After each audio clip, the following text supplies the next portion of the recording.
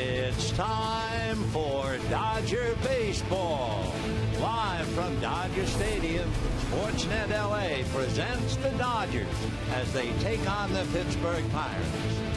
Hi, everybody, and a very pleasant Saturday evening to you, wherever you may be. First things first, Giants lost to Arizona 6-0, so the so-called magic number has been reduced to 7.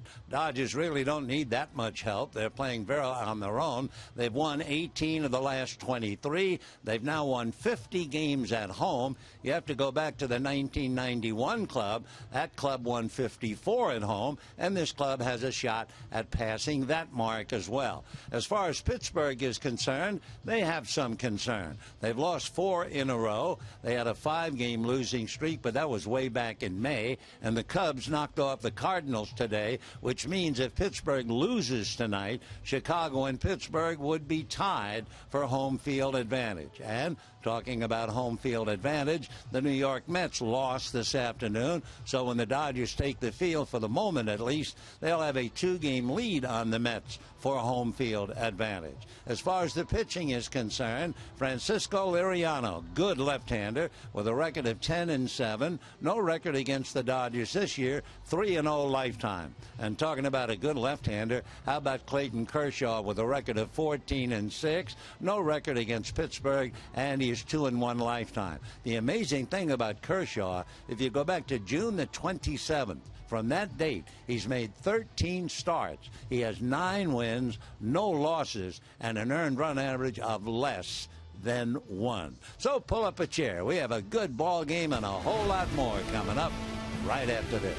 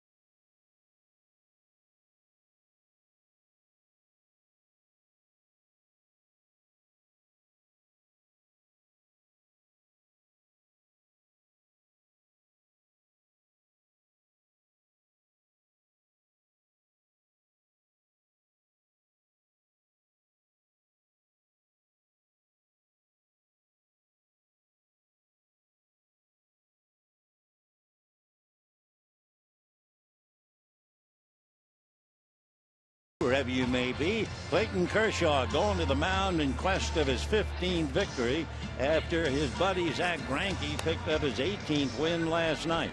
For the Dodgers, in some ways, their pitching staff is top-heavy. If you put Greinke and Kershaw together, their record would be 32-9. But if you took all the other Dodgers starters, they're one game above 500, 27-26. So for Clint Hurdle, a ball club that has lost 4 in a row. Last time they lost 5 straight was back in May. Here's Clint's lineup, and it reads this way. Gregory Polanco in right field. Josh Harrison replacing Neil Walker with a left-hander on the hill at second base. Andrew McCutchen in center. Aramis Ramirez at third. Starling Marte in left field. Michael Morse takes over at first for Pedro Alvarez. Francisco Cervelli behind the plate for Chris Stewart. Jordy Mercy, the shortstop, and Francisco Liriano on the mound. Clayton Kershaw with his remarkable numbers.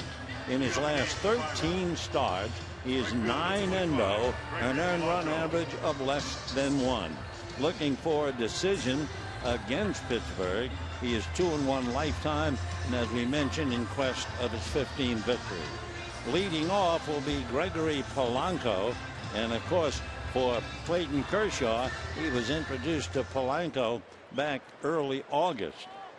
Polanco led off the bottom of the first inning in Pittsburgh with a home run and went 2 for 4 against Clayton Kershaw. So Polanco, big fella from the Dominican, 6'4", 220-pounder, checking in at 24 years old.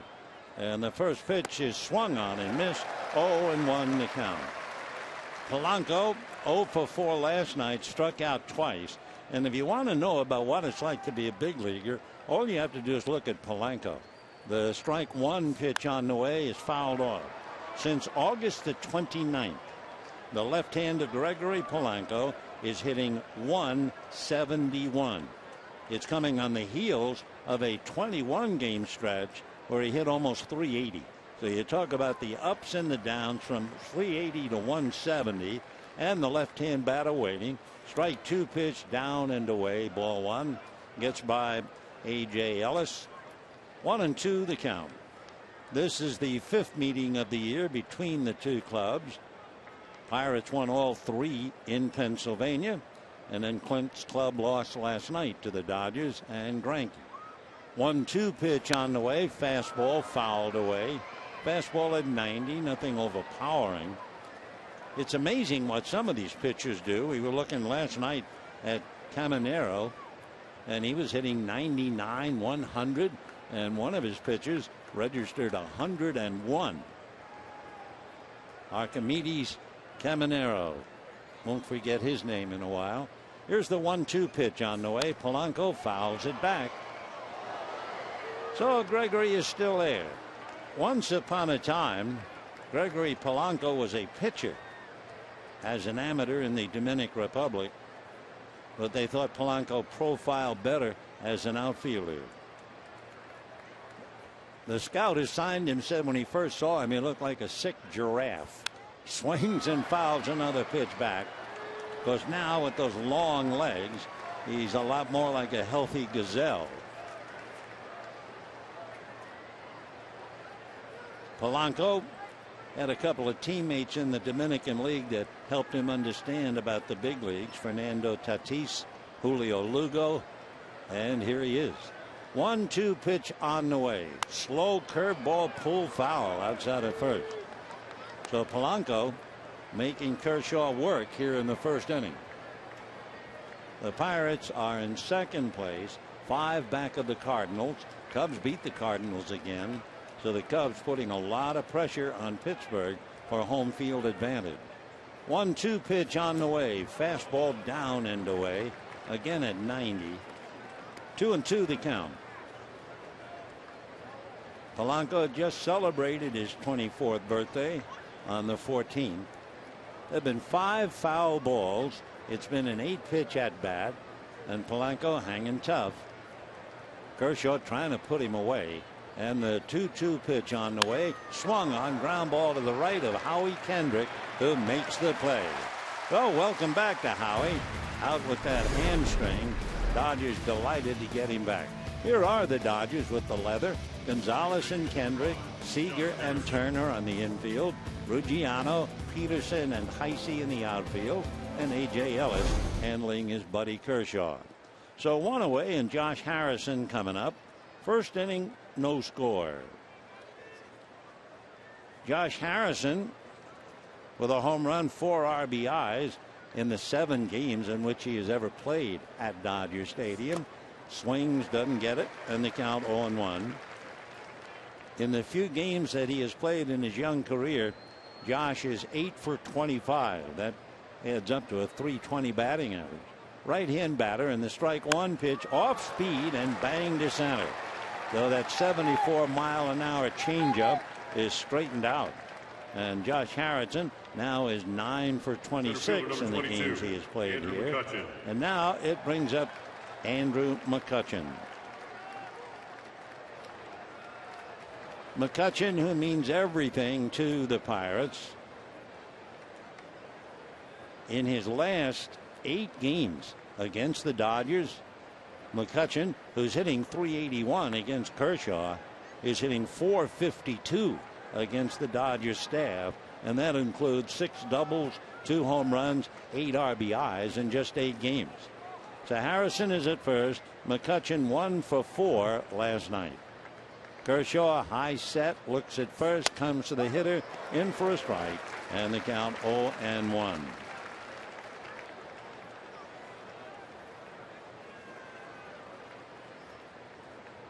No balls and 1 strike to Andrew McCutchen. Flip over to first base. Harrison back on the bag. In looking at Harrison, he has stolen 10 bases, so they're going to have to watch him. He's stolen 10 out of 17. Kershaw, of course, has a great move to first. Strike one pitch is swung on and missed. 0-2 the count to Andrew McCutchen. So 2 stars going head to head. Kershaw on the mound and McCutchen at the plate.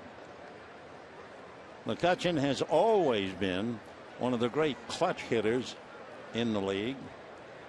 Won a couple of Gold Gloves. Signed a 6-year extension with the Pirates. Strike 2 pitch on the way. Kershaw delivers low. It gets between the legs of Ellis. Rolls back onto the grass. And down to second goes the runner Harrison. Though we'll check and see whether it's wild pitch or pass ball. The fact it's in the dirt doesn't necessarily mean it's a wild pitch, but they're going to rule it a wild pitch. So Harrison is at second. 1 out, first inning, no score.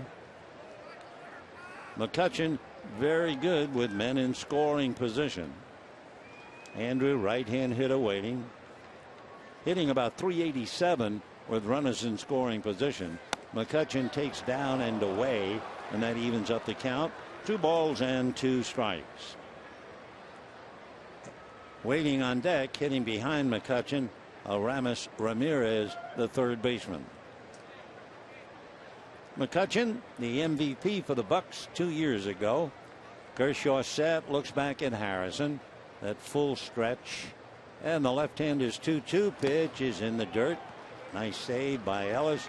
New ball put in play, and a 3-2 count to McCutchen. Andrew McCutchen, marvelous player. 5'10", that's all. 5'10", 185. A Floridian. Big thrill for him in the playoffs. His mom sang the national anthem 2 years ago. 3-2 pitch coming up to Andrew. Swung on, a drive to right, but in his tracks is Heisey to make the catch. Harrison has to hold at second. So McCutchen, a tough out, lines out to right field. And with 2 down, Aramis Ramirez coming up.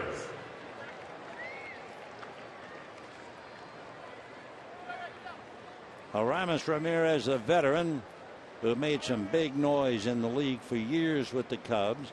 Eventually came over to Pittsburgh from Milwaukee.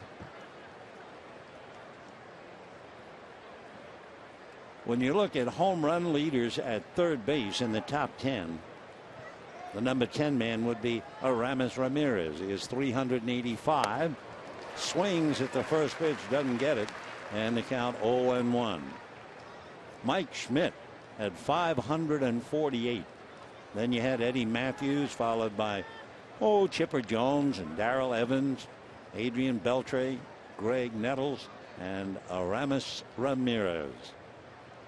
He has 16 home runs, 70 runs batted in. Kershaw looks back at Harrison, comes back with a pitch swung on and missed off speed, and a no ball 2 strike count. Aramis Ramirez, a big man, especially in the power department. When he played for the Cubs, he had as many as 38 home runs, 36 home runs, had as many as 119 runs batted in, but admittedly a few years ago.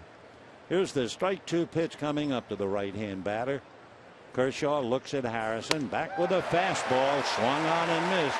Kershaw, who had been throwing 90, cut loose. That fastball was 96 miles an hour. No runs, a hit, a man left. At the end of half an inning, Pirates nothing, Dodgers coming up.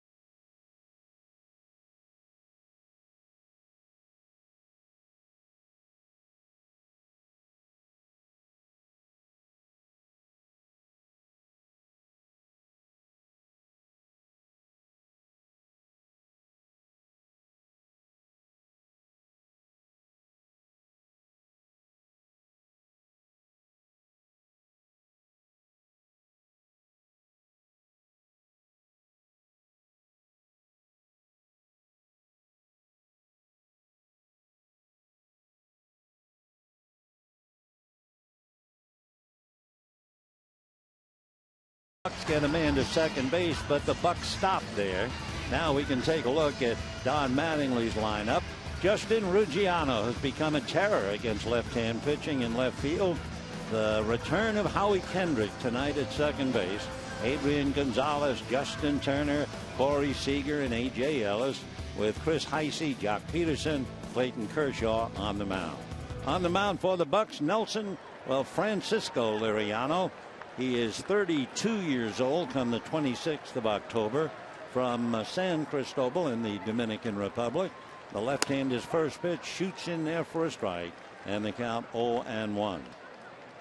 Liriano 6'2", 215, originally signed by the Giants back in 2001. Strike 1 pitch low and away. A couple of baseball notes about Liriano. He's had 11 no decisions. The Pirates have won 17 of his 28 starts. One reason, they usually get him some runs. The next pitch inside, ball 2, 2-1. He has 147 strikeouts against right-hand batters. He's a ground ball pitcher rather than a fly ball pitcher. His 2-1 pitch is a ground ball up the middle into center field for a base hit. Harrison making a dive, but he couldn't stop it. So Ruggiano continues his torrid play against left-hand pitching and leads off with a single to center. So Liriano pitching out of his stretch immediately as Howie Kendrick comes up. Howie Kendrick with Ruggiano at first. Good man to hit against Liriano. Howie Kendrick is 9 for 19 against Liriano. Against the league, hitting .296. 9 home runs, 49 runs batted in. Been a while since Howie has played. checks in. Liriano delivers, and the fastball is low. Ball one. 1-0. One thing about Liriano, you can run on him. Yes, he's left-handed, but the league has stolen 10 out of 12. And remember, last night the Dodgers pulled off the double steal in the first inning. Here's the 1-0 pitch on the way. Liriano freezes now to the plate and throws it away. It trickles all the way over to the on-deck circle. Down to second base goes Ruggiano, and he will hold there.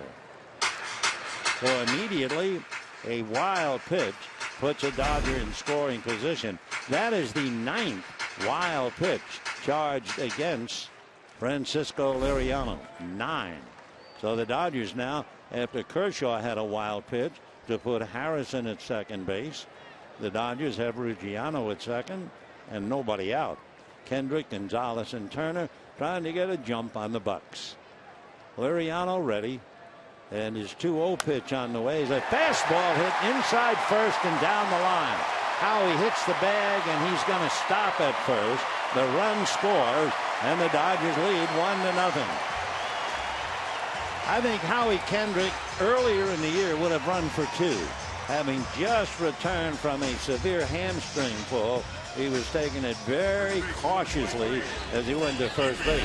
Polanco had to go all the way into the right field corner to get the ball. So Kendrick is now 10 for 20 against Liriano, and the Dodgers are on the board, leading nicely 1-0. Nobody out, and Adrian Gonzalez the batter. In case you missed it, the Giants lost this afternoon. They were shut down 6-0 by Arizona. The number magic is 7, and the pitch now a strike to Adrian Gonzalez. Diamondbacks today against Giant pitching piled up 17 hits. D-backs beat the Giants 6-0. Patrick Corbin had 7 shutout innings, and Mike Leake suffered the defeat. 0-1 the count. Adrian swings, roller up the middle. Going to be picked up by the shortstop, who steps on the bag for 1, throws to first for the double play. That's that dangerous position when you load up the right side. Mercer, the shortstop, has to come with his back to the runner, but he had plenty of time to get rid of it. And of course, you see Mercer playing shortstop, and you realize they lost their shortstop Gong on a similar play at second base. Gong with his back, and Coughlin slid in, legitimate slide, and broke his leg. Kong's left. So we have 2 down, the run in, and the batter is Justin Turner. First pitch swung on, foul back at 93. So we've had 2 hits and a wild pitch for a run. Gonzalez sets hits into the double play. So awkward, a shortstop on the second base side of the bag going away. Normally the shortstop sees the runner all the time. Pitch in for a strike, and the count 0-2. So it's dangerous. When you load the side up, there's a price to be paid, and the Bucks have already paid a huge price, losing Jung-Ho Kang. No balls and 2 strikes the count. Liriano comes back, and that's fouled away. No balls and 2 strikes the count. That double play turned in by the Bucks. That's the 21st double play turned in while Liriano was pitching. Justin Turner waiting, no balls and 2 strikes. Dodgers lead 1-0, and the next one is swung on and fouled away. Still 0-2. Francisco Liriano had a tryout with the Giants back in 2001. He tried out as an outfielder. Immediately, the Giants signed him and moved him to the mound. Strike 2 pitch on the way. Swung on, hit to the gap in right center. There's nobody there. It's going to go to the wall. Picking it up is McCutchen. Turner on his way to second, and he is in there.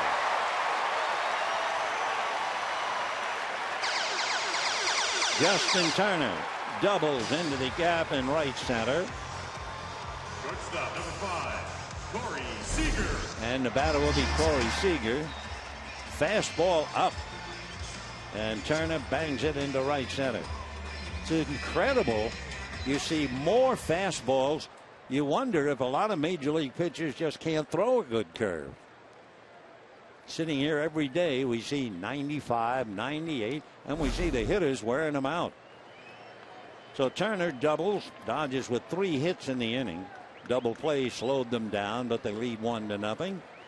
And here is Corey Seager, who's quite a story all by himself. Liriano delivers, first pitch swung on and missed, and the count 0-1. Corey Seager, a tremendous highlight of the year, coming up and doing better, I'm sure, than anybody could possibly have hoped for. Here's the strike one pitch on the way, down and away. It should be noted, after we take a look at Corey Seager, who got a fastball and hit it into the pavilion. It should be noted that Turner got a fastball on a no-ball, 2-strike count. Here's the 1-1 pitch on the way. Liriano works a fastball inside. 2-1 the count. Yeah, the two big differences to me. Number one, you rarely see a good curve. And number two, you see a bunch of base hits, no balls and 2 strikes. Years ago, that would never happen. Seager waiting. The 2-1 pitch coming up. Liriano ready and delivers. Swung on, fouled at the plate. 94-mile-an-hour fastball. 2-2 the count to Corey Seager. Howie Kendrick returning to the Wars tonight. Singles to right. Good way for him to break in, pick up an RBI. Seager hitting .412, 2 home runs, 10 runs batted in, trying to pick up Justin Turner. And the 2-2 pitch on the way. Liriano works it off the plate, and a 3-2 count. Liriano, a couple of years ago, had a no-hitter against the Chicago White Sox. 2011, he was pitching for Minnesota. 3-2 pitch on the way. Fastball got him swinging, and it was 96 miles an hour. However, the Dodgers get 3 hits for a run, and at the end of 1, it's the Dodgers 1 and the Pirates 0.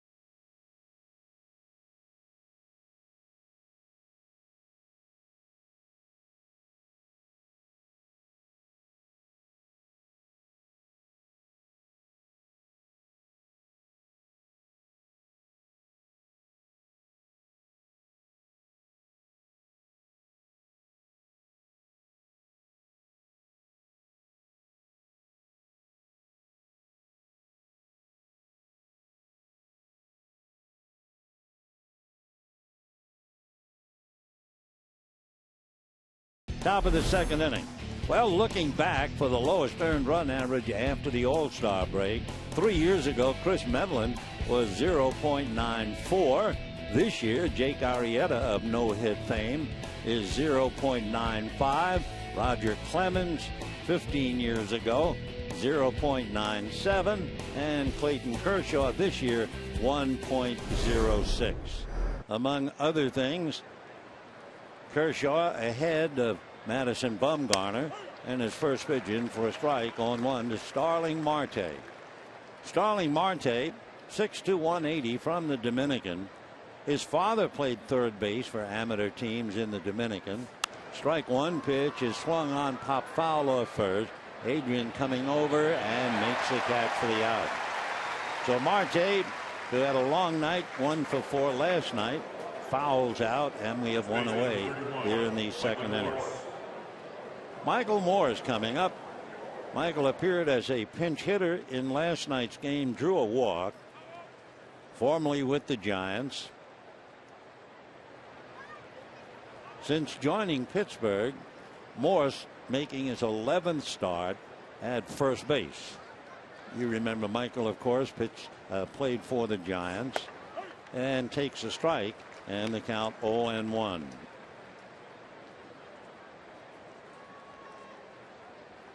Kershaw ready, rocks on the rubber. The strike one pitch. Morse jammed, fouls it away. 94-mile-an-hour fastball. 0-2 the count. Michael's a Floridian. He was born in Florida, moved to Jamaica when he was 2, lived over there for a few years. His mom is Jamaican. 6'5", 230, big guy. Takes a little high and away. 1-2 the count. Morse originally signed with the White Sox out of high school and first came up to the Mariners. Played a long time with the Mariners. The next pitch to him, in on the hand, swung on and missed, and that takes care of Morse. Second strikeout for Clayton Kershaw, and the batter will be Cervelli, the catcher, another right-hand batter. So Cervelli checking in, hitting .298. Dodgers haven't seen much of him, but he's 5 for 9 in the games in which he challenged them. So Francisco, right-hand batter. Kershaw ready. Here he comes. Fastball high and tight. Cervelli getting his head out of there. 1 ball and no strikes. Francisco's from Valencia in Venezuela and was originally drafted by the Yankees. He played for Team Italy in the World Baseball Classic. You certainly can understand that. He takes a strike, and the count 1-1.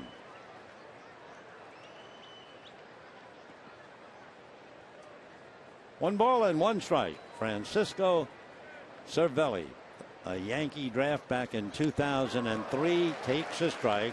Off speed breaking ball. 1-2 the count. Dodgers lead 1-0, second inning.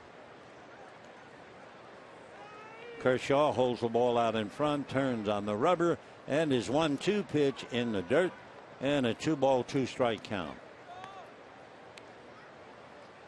You might look at the helmet worn by Cervelli with Jody Merger on deck. It's a little bit larger than many others. He had one really bad concussion. 2-2 pitch on the way. Kershaw delivers, ground ball to third. Turner up with it, gets it low, and short hop by Gonzalez. That was half a throw to first by Justin. Down go the Bucks, and at the end of an inning and a half, Dodgers 1, Pittsburgh 0.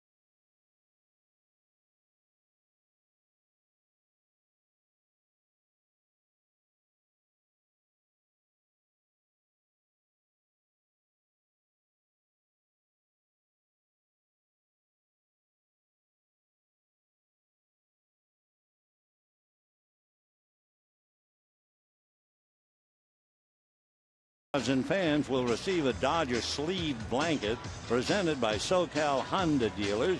It looks remarkably like the team's road uniform. For tickets, go to Dodgers.com/promotions.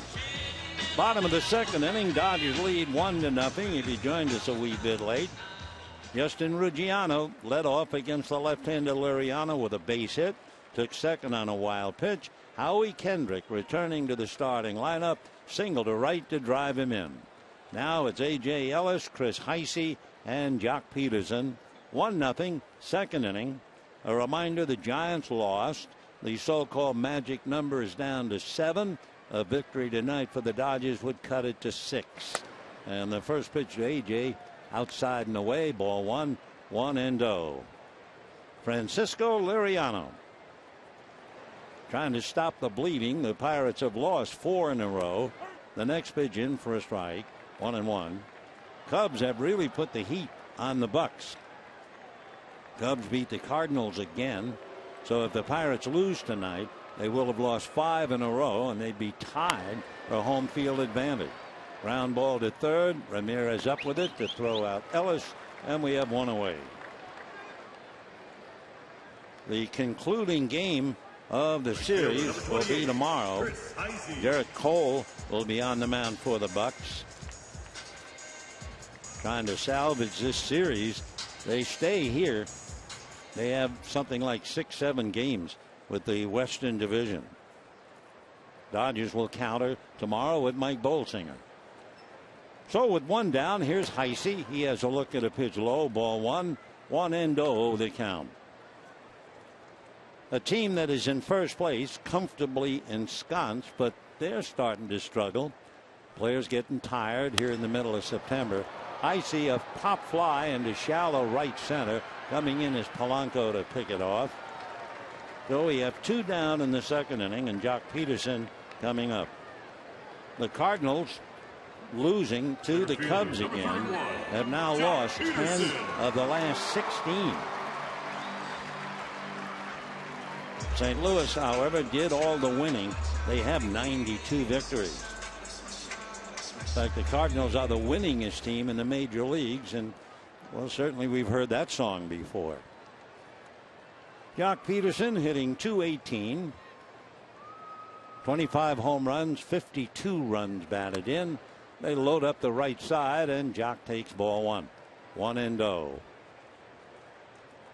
Aramis Ramirez all alone on the left side.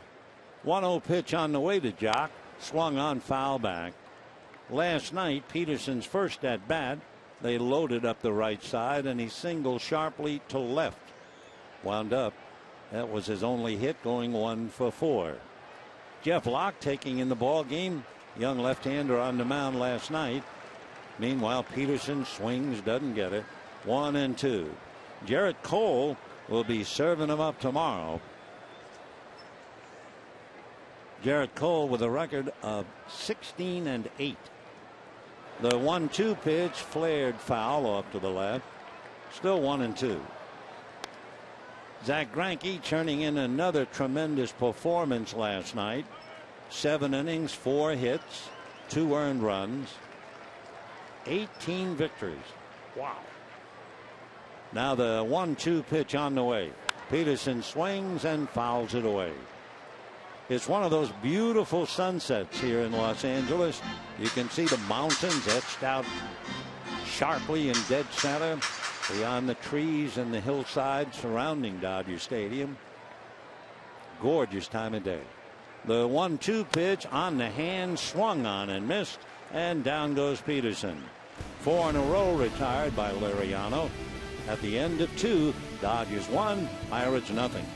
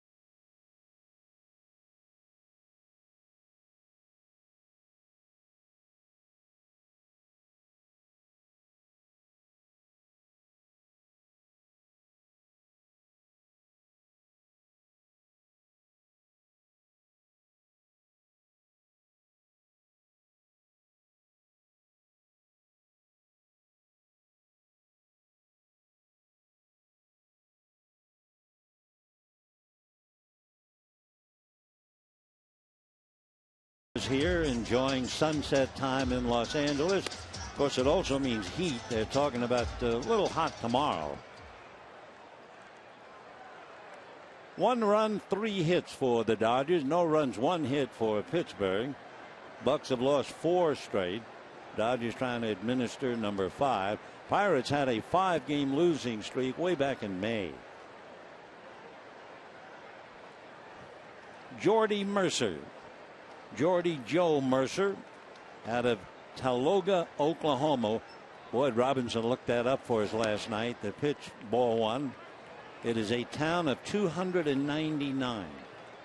And he went from there to Oklahoma State University. Jordy, an even 200-pounder at 6'3", takes a strike, and the count 1-1. The Bucks lost somebody who meant a great deal to them. Young Ho Gong, the brilliant Korean shortstop, who in the Cubs series suffered a broken leg, and that had to be a big letdown for the Bucks. A drive to center. Peterson coming up, has to try to backhand it, overruns the ball, but no extra advance. Mercer holding with a single to center. So Jock trying to gobble it, couldn't make the play. We mentioned about Gong for those watching on television. Breaking ball, and he's at second base trying to turn it, and his left leg is hooked by Coghlan, and when he went down, he had a broken left leg because it was straight up taking the blow of the slide. It also wrecked his knee. They're saying he might not be ready next spring. That's a terrible break. The young shortstop hitting .287, and they were a terrific club with him playing. The bunt attempt is fouled back, and the count 0-1. Liriano at the plate. So Jordy Murphy, single to center. That's hit number 2 against Clayton Kershaw. Rick Sofield coaching at third. Nick Leyva coaching over at first. Nick, kind of a local boy, the first base coach, born in Ontario and went to Laverne College. 1-0 Dodgers, 3rd inning. Bucks trying to get on the board. We'll see if Liriano tries to bunt again. No, he's not showing it. A shot up the middle for a base hit. So Liriano was up there to hit, and just like that, the Bucks have runners at first and second and nobody out. Liriano had a total of 8 hits. Now he has 9. He has a home run and 7 RBIs. He got a ball down below the knees and hit it up the middle. So back-to-back singles. The Bucks are in business, and now you have Polanco, Harrison, and McCutchen coming up. So Kershaw's lead of 1-0 in jeopardy. Polanco, fighting that terrible slump, is 0 for 1. As we mentioned, he was red hot for 21 games, hit .376, and he's ice cold right now, hitting about 165. Now let's see. Kerwin Danley, the second base umpire, comes in. Not sure whether Danley thought there was something wrong with Liriano. Liriano, despite the fact we have a heat wave, wants a light windbreaker.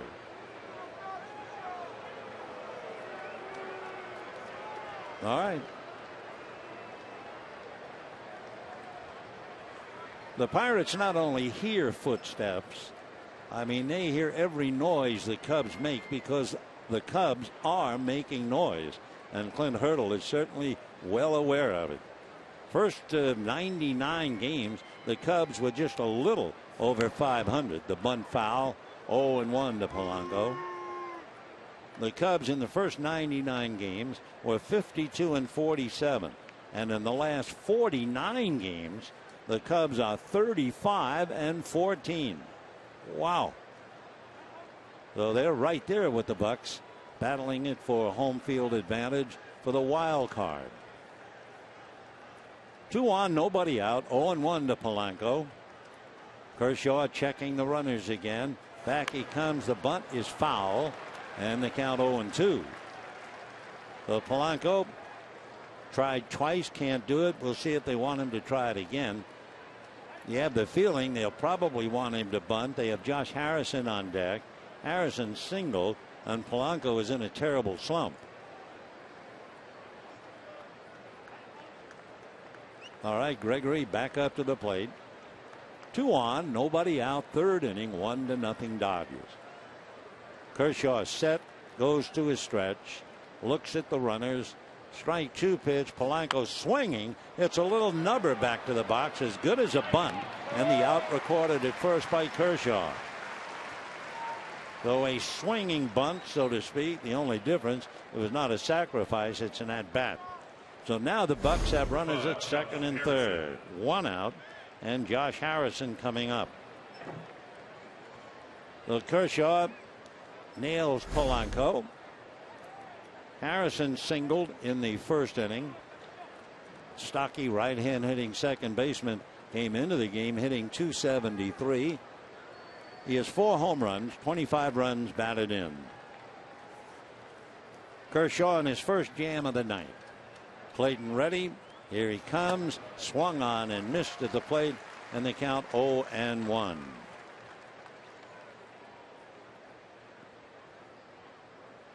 Harrison has hit safely in 6 of his last 8 games.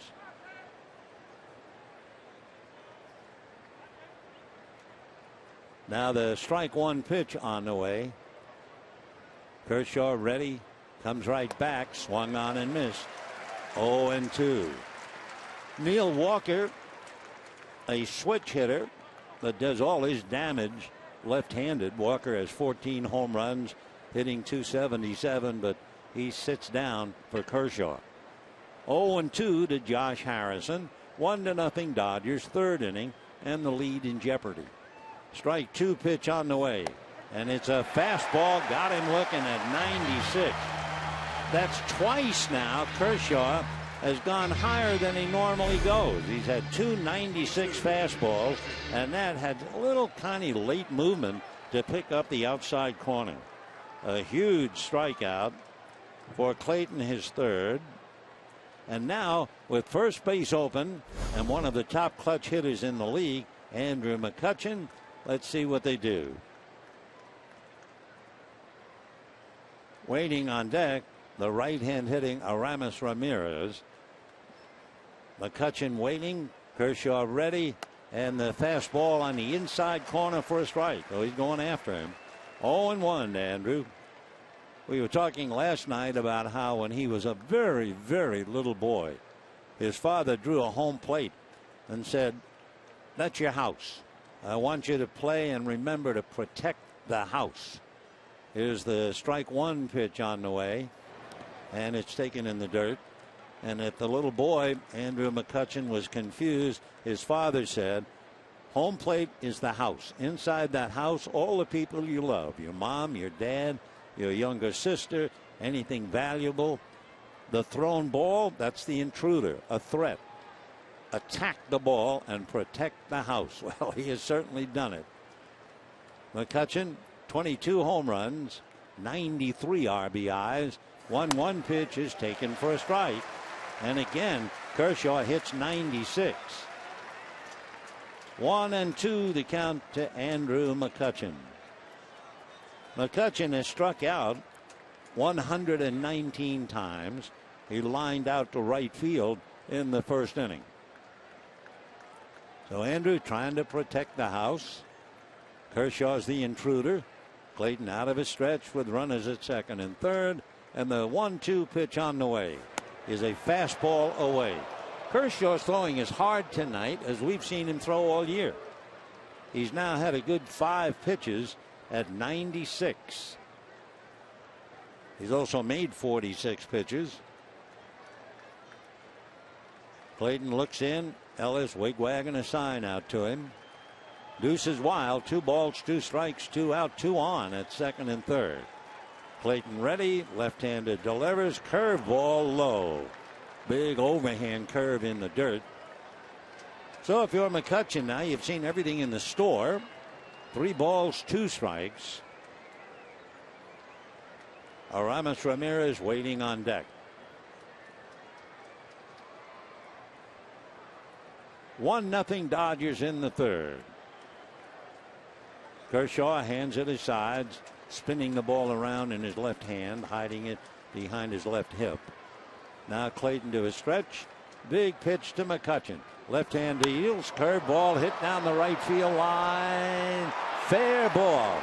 Bouncing around. 2 runs will score. McCutchen, a great RBI man and a great clutch hitter, promptly doubles, and the Bucks take a 2-1 lead. It is no surprise, as we mentioned earlier, McCutchen, with runners in scoring position, was hitting something like 387.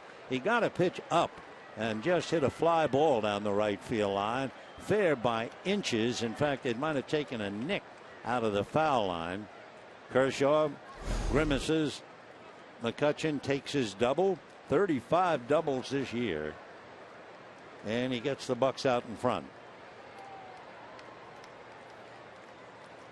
2-1 Pittsburgh. And Aramis Ramirez, who struck out in the first inning, checks in. McCutchen taking his lead at second. Kershaw looks back at him. Now works the plate, and it's a little high, ball 1. McCutchen has stolen 9 bases. Whether he would try to steal third or not remains to be seen. 1 ball and no strikes to Aramis Ramirez. Pirates lead 2-1 in the third. Kershaw backs off the rubber. McCutchen standing on the bag at second base. 2 runs, 4 hits for Pittsburgh. 1 run, 3 hits for the Dodgers. Kershaw out of his stretch, looks back at McCutchen, and the 1-0 pitch on the way. Fastball fouled away. 1-1.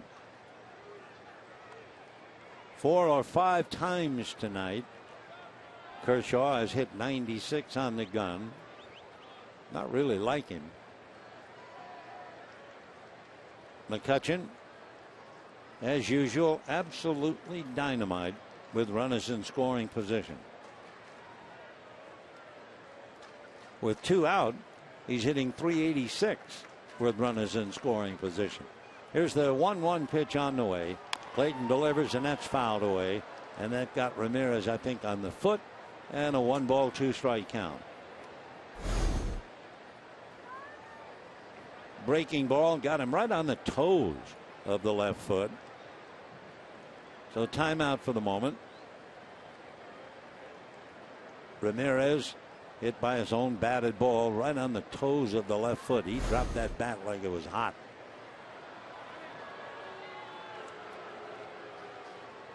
So Andrew McCutchen, the MVP for the Bucks just about every year he plays. Drives in 2. It's his second double. He had a double his first at bat last night when he went 1 for 4. All right, McCutchen is second. 1-2 the count to Ramirez. Kershaw ready, looks at second. Here he comes, and a breaking ball, a little low, 2-2. In fact, that was 95. For a minute there, it looked like there was a little break to it.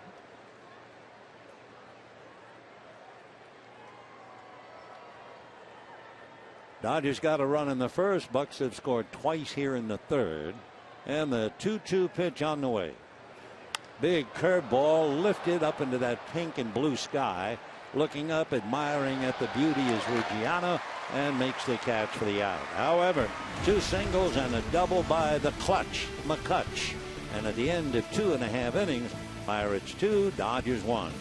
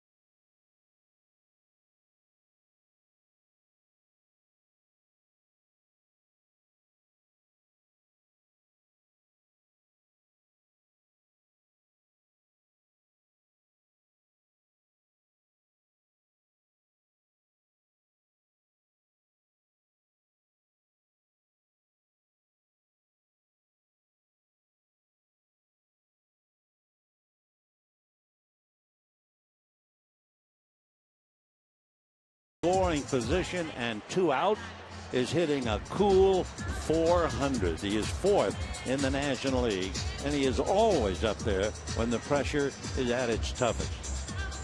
Clayton Kershaw made 22 pitches. McCutchen worked to a full count, got a fastball up. In fact, it looked like it might have even been above the letters, and McCutchen hit it into the right field corner to drive in 2. Clayton Kershaw with a 1-ball, no strike count.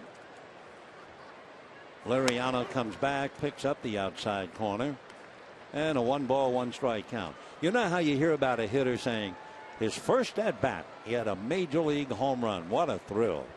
Here's the 1-1 pitch, swung on and missed. Well, on September the 5th, 10 years ago, 2005, Liriano made his major league debut and gave up a home run to the first batter he faced. 1-2 pitch in the dirt. He had company. Dave Boswell did it. Bert Blyleven. He surrendered a long home run to Gary Matthews Jr. Tough way to break in, but he's had a marvelous career. Liriano came up with the Giants briefly in 2003. Misses high and away. So Kershaw runs the count all the way. 3-2 the count. Liriano turns, ready. Left-hander fires, and it's swung on. Little dribbler back to the box. Liriano picks it up and throws him out. So 1 away in the 3rd inning. Justin Ruggiano coming up. Number 27, Justin Ruggiano. By the way, in talking about the pitcher, Liriano, giving up a home run to the first batter he faced, Gary Matthews Jr., it's interesting to note that Andrew McCutchen's first home run came against Liriano. The left-hander ready, delivers, gets it in for a strike, and the count 0-1. Yep. Let's give Andrew a time. He's going to whack a few against almost everybody. He has 22 home runs.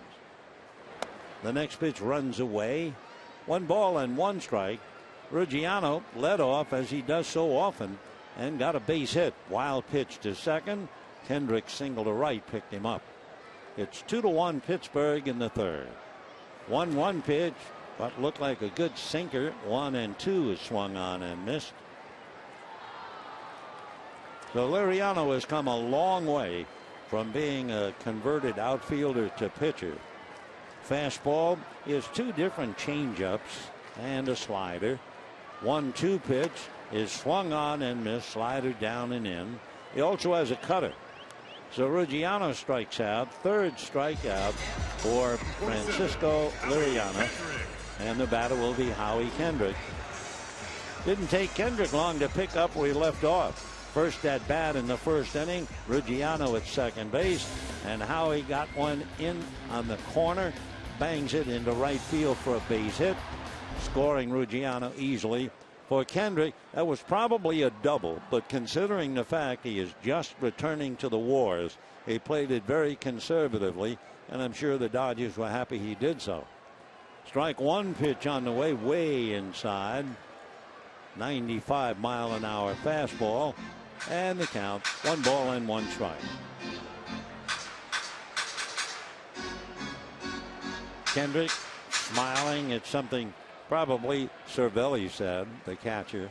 1-1 pitch, runs away, ball 2, 2-1.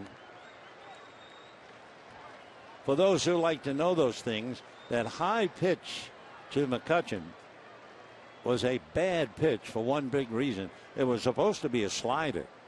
Here's the 2-1 pitch. That swung on. Slow roller to third. Charging, barehanding, throwing in time to make the play is Ramirez. So that was a thoroughly professional play by Aramis Ramirez. Kendrick is out.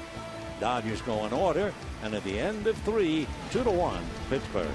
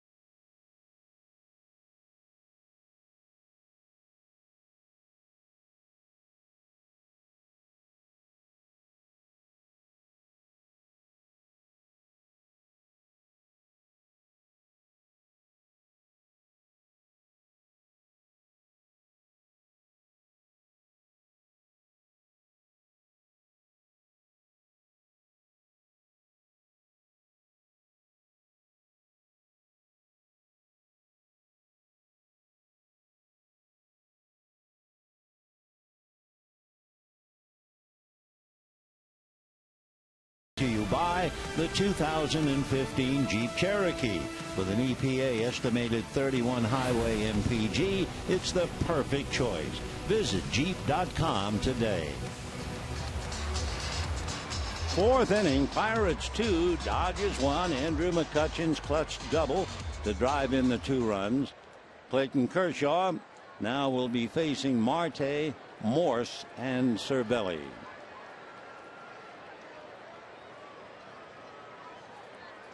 Starling Marte.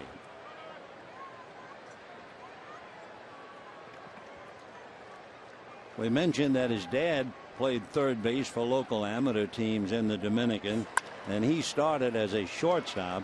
Bangs one to Seager, and he's immediately out. 0-1. Though Marte didn't hang around, he's 0 for 2 tonight, and he went 1 for 4 last night.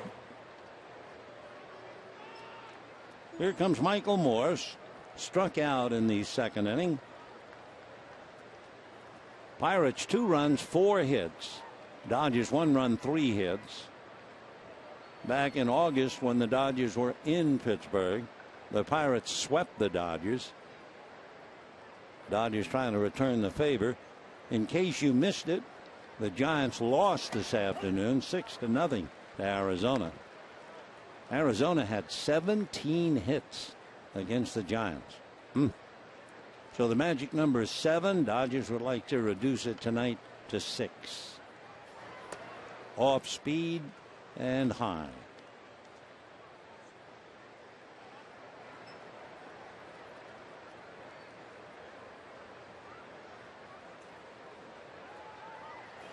Slow curveball, but it stayed up.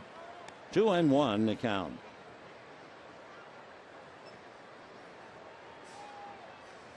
Clayton Kershaw is third as far as hitters swinging and missing at his pitches. Big chopper to short, backhanded by Seager. 2 down. Number 1 swing and miss man, Chris Sale of the White Sox. Max Scherzer is second, and then you have Clayton.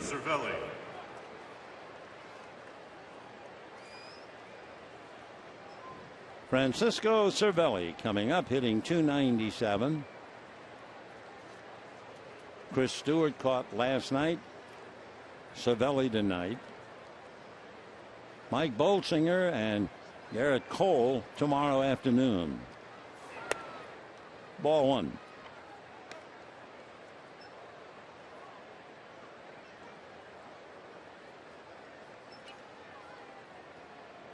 Cervelli, a very, very good defensive catcher. Not much with the bat.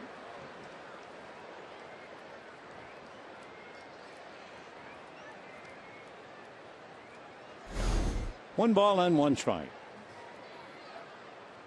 That got him on the instep of the left foot. In fact, maybe higher up around the ankle. But he's not ready. 1 ball and 1 strike. Cervelli from Venezuela.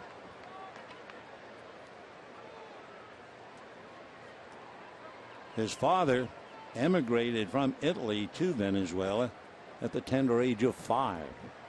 1-1 pitch coming up.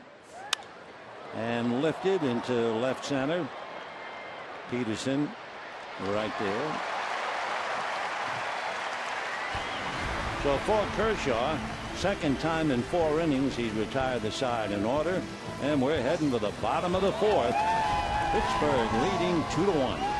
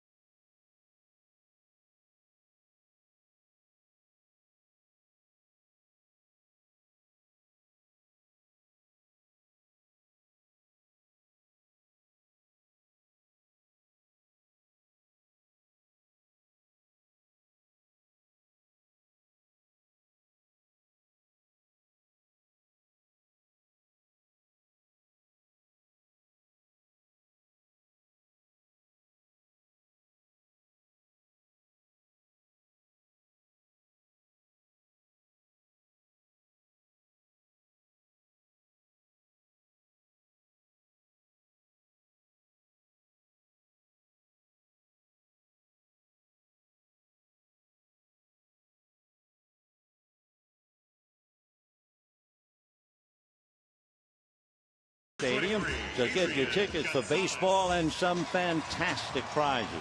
For all the details on what's being given away, visit Dodgers.com/fan appreciation. 2-1 in favor of Pittsburgh, bottom of the fourth inning. Dodgers facing Francisco Liriano, who gave up a run, gave up 3 hits in the first inning, got out of a real mess thanks to a double play. Liriano has settled down and has retired the last 7 in a row, and he'll be facing Gonzalez, Turner, and Seager in that order.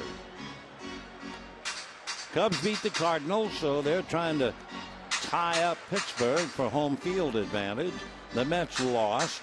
Dodgers trying to pick up a win tonight. They're 2 games in front of the Mets for home field advantage. Pirates trying to win and stay ahead of the Cubs for home field advantage. Liriano, for one reason or 10, has been a better pitcher on the road than he has in Pittsburgh. He's a break-even 4-4 in Pittsburgh, 6-3 on the road. Also, Francisco has improved dramatically. That's a strike to Gonzalez. When the year started, Liriano was 4-6. Since then, he is 6-1. We were talking about how well Kershaw has done in his last 13 starts. There's a ground foul. In the last 14 starts by Francisco Liriano, the Pirates are 13-1. And Liriano trying to move them away from a 4-game losing streak. Adrian bounced into a double play in the first inning, hitting .279. Good fastball puts him away. 4 strikeouts for Francisco Liriano, and the batter is Justin Turner. Number 10, Justin Turner. Justin Turner doubled in the first inning to right center field. No ball, 2 strike count, fastball. So it made us wonder if they ever throw curveballs anymore.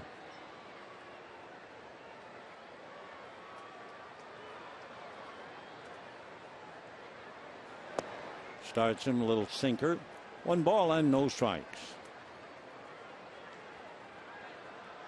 Liriano in his career has always done well in July and August. Ground ball to third, and we have 2 down. In his career, he has struggled a little bit in September. He's 7-12. For the other 2 months together, he is 31-15. He is a very, very capable pitcher, without a doubt.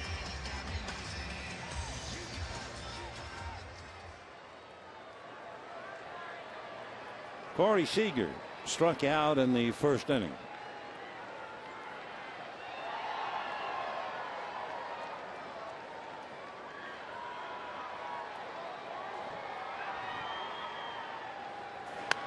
And a little one-hopper to third. And that'll do it for Seager. And a very quick inning as far as the Dodgers are concerned. So all of a sudden, that's 10 in a row retired since the double by Justin Turner. And at the end of 4, thanks to 6 pitches, Liriano walks off leading 2-1.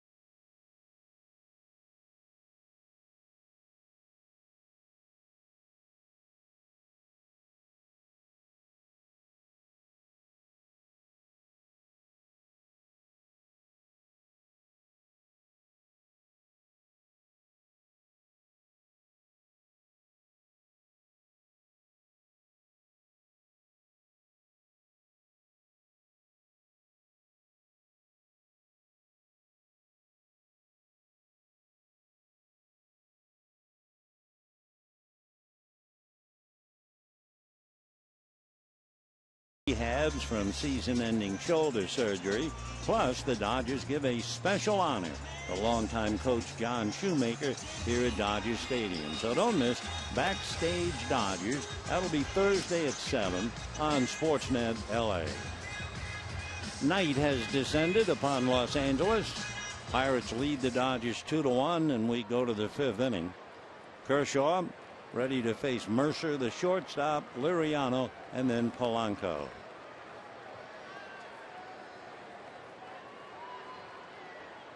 Mercer singled up the middle in the 3rd inning.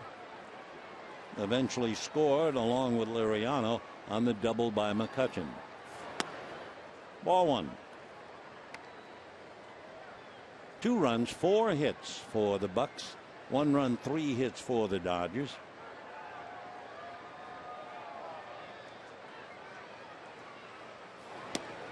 Two and 0.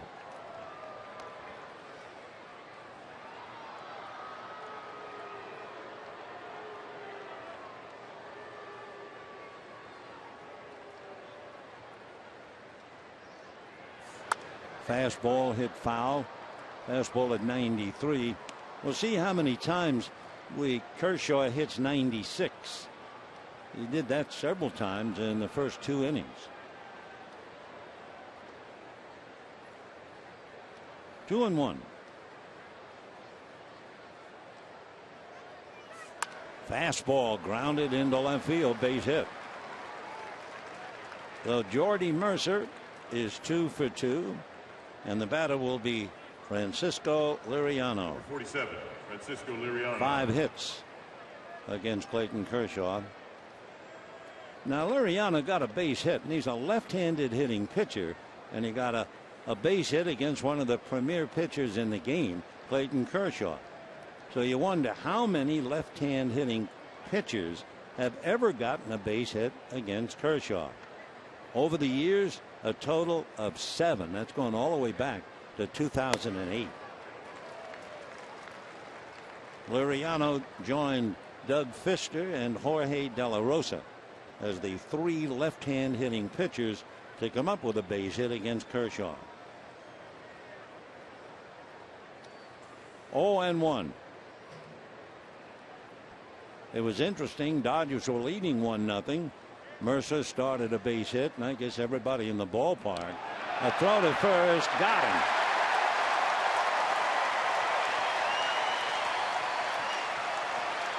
So Mercer caught leaning, and Clayton picks him off.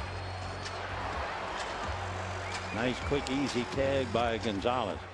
While we were saying, everybody in the park thought certainly Liriano was going to sacrifice, and he singled to center. 0-2.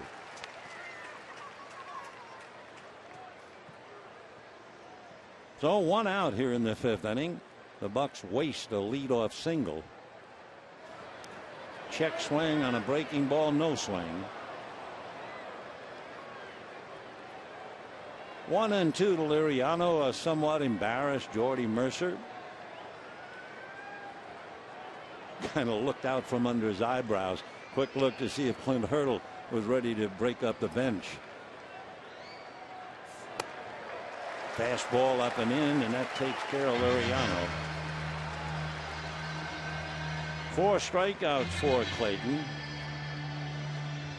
And Gregory Polanco will be coming up.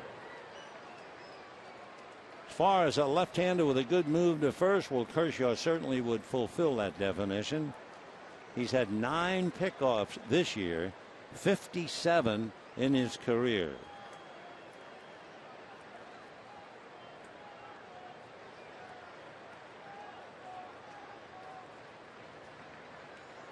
Polanco grounded to second, hit back to the box, 0 for 2, mired in a deep slump. It's amazing. We were talking about it earlier. 21 games he was blazing hot, hitting a good 370. Now can't get anything started. He's had 13 hits in his last 78 at bats. You can see Clint shaking his head. 0-1. And that's going to go foul.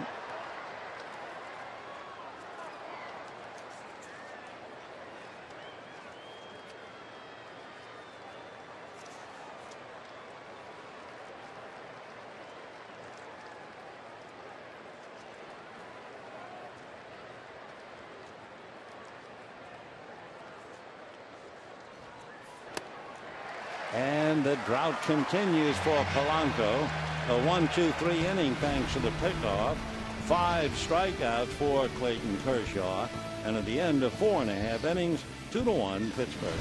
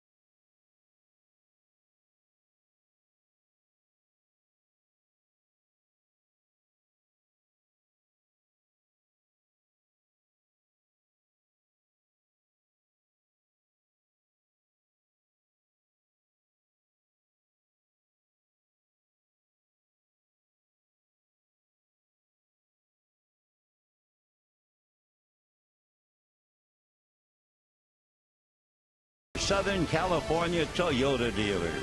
The time is short, but the savings are big at Toyota's clearance countdown going on now. 2-1 in favor of the Pirates. Bottom of the 5th inning. Ellis, Heisey, and Peterson coming up in that order. Sitting here looking at the Pirates. If you were around way back then to watch him play, pretty hard to look at a Pittsburgh uniform without thinking about the late and great Roberto Clemente. And if you want to know how great Clemente was, give you some numbers about how he batted against Hall of Famers. I mean, that's the acid test, right? Clemente hit .354 against Don Sutton. He hit .364 against Hoyt Wilhelm. .303 against Robin Roberts. .333 against Steve Carlton. .355 against Jim Bunning. He hit .361 against Don Drysdale. He hit over .400 against Warren Spahn. He hit .297 with 6 home runs against Sandy Koufax. Poke foul, still 0-2. 2 pitchers, Hall of Famers, who did shut down Roberto Clemente would be Bob Gibson. Clemente hit only .208. And Tom Seaver, he had .242, but he was a terror in right field. That's it. See you later, AJ. 1 away. Strikeout number 5 for Liriano. Liriano, by the way, is really on a roll. Remember, Turner doubled in the first inning. He's gotten everybody since. 11 in a row, 5 strikeouts. And the batter, Chris Heisey.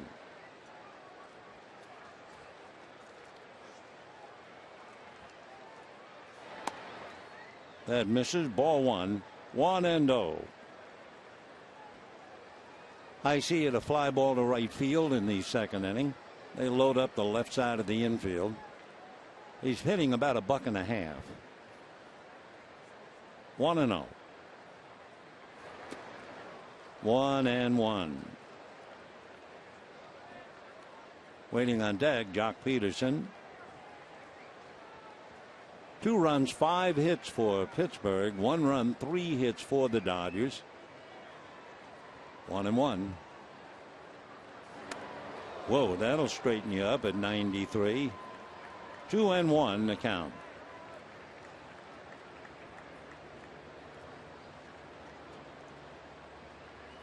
Francisco Liriano out of San Cristobal in the Dominican. Little foul ball. That's going to go out of play. 2-2 the count to Chris Heisey. Dodgers got a run in the first inning. Ruggiano singled, took second on a wild pitch. Kendrick singled to right field, put a smile on Howie's face, and put a run on the board. Gonzalez hit into a double play, and then McCutchen doubled to drive in 2 in the third, and that's it. 2-1 Pittsburgh. 3-2 the count to Chris Heisey. Mike Bolsinger, Garrett Cole tomorrow afternoon at 1. 3-2. Good breaking ball. Oh, a dandy 3-2. So Heisey strikes out. 6 strikeouts, and Liriano is just rolling along. He now has retired 12 in a row. Jock Peterson struck out in the second inning, 0 for 1. So Liriano will be 32 just about the end of October. After a first inning where he worked hard, he's been cruising, and in the fourth inning made only 6 pitches. Fastball to move him away. 1 ball and no strikes.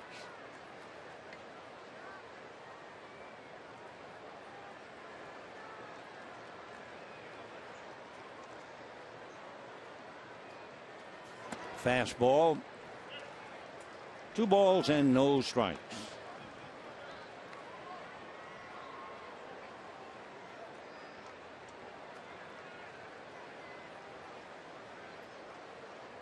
Right side loaded up. Jock tied up, and that's going to be a strike. Fastball in.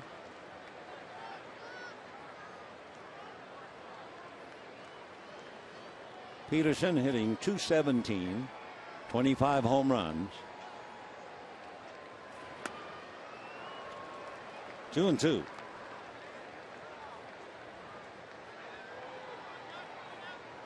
Couple of pretty good sliders.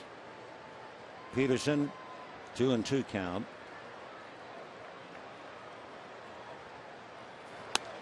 Fastball on the outside corner. See you later. So all Liriano does is strike out the side. That gives him 7. And at the end of 5, 2-1 Pittsburgh.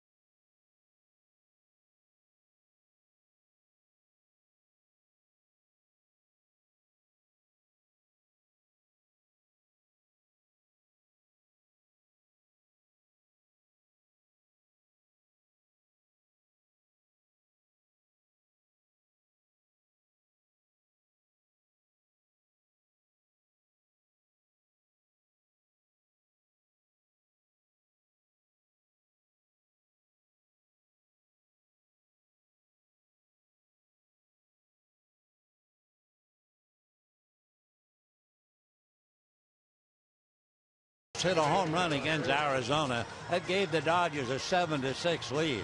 If you remember Hanley Ramirez, he had 4 hits that day, including 2 home runs. Well, it all boiled down to the fact the Dodgers beat the Diamondbacks on the 19th to win their 12th Western Division championship.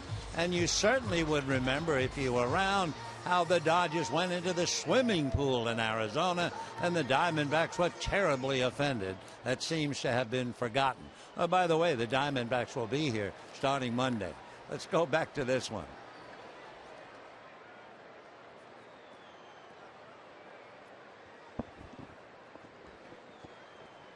Clayton Kershaw trailing 2-1. Sixth inning, it'll be Josh Harrison, Andrew McCutchen, and Aramis Ramirez. Boy, what a game pitched so far by Francisco Liriano. A push bunt over to get it. Gonzalez, a foot race, and safe at first will be the runner Harrison. The play is backed up. As soon as it became a foot race between Kershaw and Harrison, they expected Harrison to win it, and he did. Looking over at his bench, he tapped his head as if to say, wise play on my part. And it was. He gets a base hit. So Harrison is 2 for 3. Here comes the foot race. Kershaw trying to catch up, couldn't handle the throw, but he was beaten anyway. Gonzalez trying to hang it. So a bunt single for Josh Harrison. And the batter will be Andrew McCutchen. There's the dive. The ball is loose. Harrison safely aboard. Harrison just said something about first time ever seen, and then we lost him. Well, whatever the first time is, he's at first base. McCutchen lined out to right and doubled to right to drive in the 2 runs. Strike. Fastball.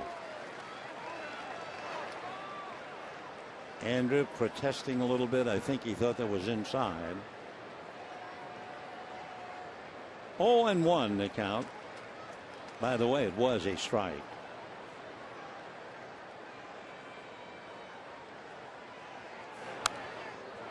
And so McCutchen in a hole. Lined out to right, double to right. Andrew, with the bases empty, hitting .280. Rising upon the occasion, .324 with runners on. And then when you get to runners in scoring position, look out. .386 and .400. Right now he has Harrison at first, nobody out. 0-2 to Andrew.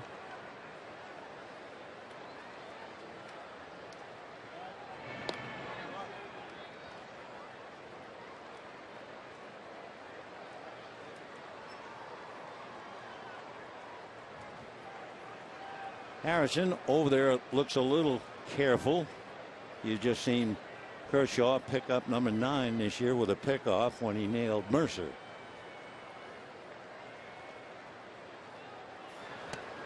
Big swing, and McCutchen comes up empty on that slow curveball. So 1 out. Harrison holding at first. Here's the pitch up there, and then just drops right in the zone. So 1 out. That would be 6 strikeouts for Kershaw. Aramis Ramirez struck out, fly to left.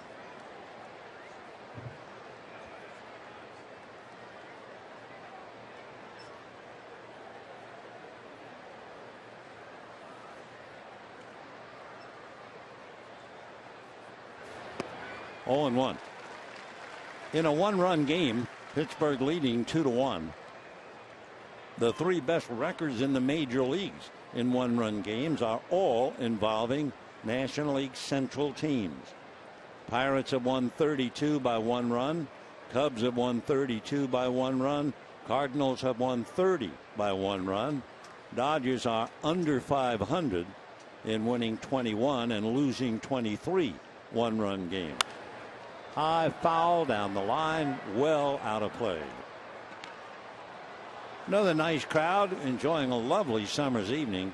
Dodgers are averaging almost 47,000 a game. Why not? First place team, the joy of some youngsters, beautiful surroundings, something cold to sip on. I mean, we got it all here. 0-2.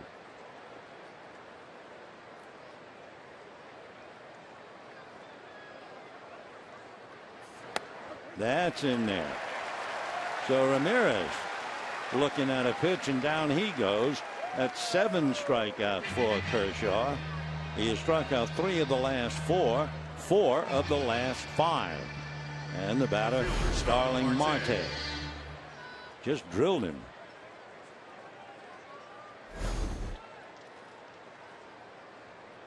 When the Dodgers come up in the bottom of the 6th, Kershaw will lead it off. So Ramirez puts the bat away for another day. 2 outs, 6th inning, 2-1 Pittsburgh. Now the battle between Kershaw and Harrison. 0-1 to Marte.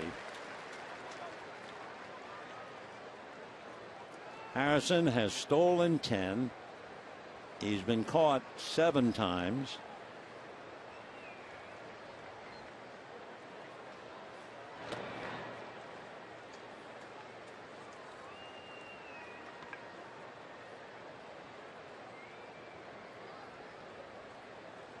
Marte 1 hit. He had it last night against Chris Hatcher. 0-1. And they pick him off. Gonzalez down to Kendrick. The tag is applied, and that'll do it.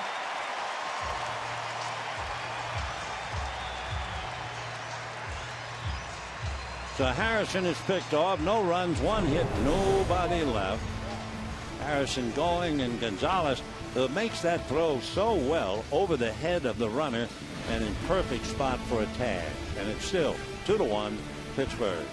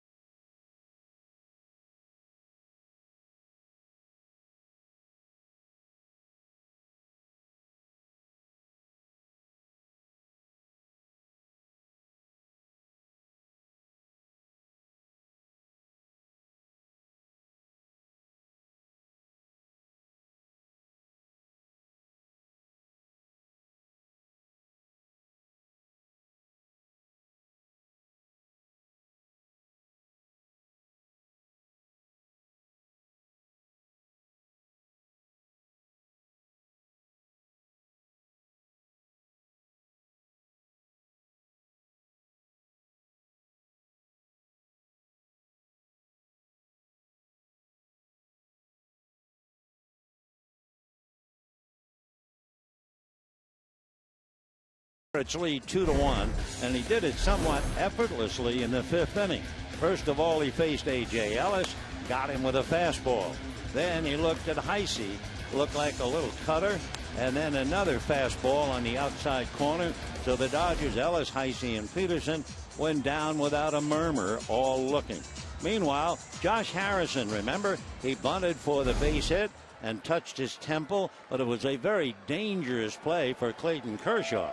In retrospect, the Dodgers certainly don't want Kershaw going head first into first base, reaching where he's liable to be seriously spiked. Harrison then promptly either a busted hit and run play, but he was thrown in easily by Adrian Gonzalez. There's the tag by Howie Kendrick, and he looked a little puzzled. He stayed down on the left knee, took a mandatory 8 count, and then got up and went about his business. So I think he was saying, how come I'm running? And thrown out without any effort by Ramirez. 1 ball and 1 strike. Kershaw way out in front, 1-2. Clayton hit back to the box in the 3rd inning.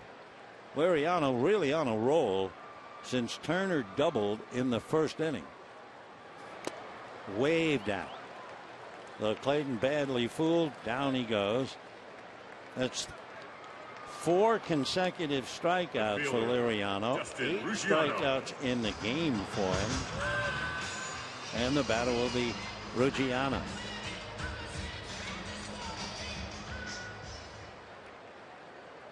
By the way, we were talking about Harrison. We ought to mention one other fact about Clayton Kershaw. Here's Ruggiano. Ball one. Aside from the 57 career pickoffs that Kershaw has, he's also gotten 39 runners like Harrison, who's picked off and then nailed at second base. So that adds up about 96 runners who have paid the price. Mercer picked off. Harrison nailed while trying to run. That's a strike. Ruggiano singled to center, scored a run, struck out in the third. 14 in a row retired by Francisco Liriano.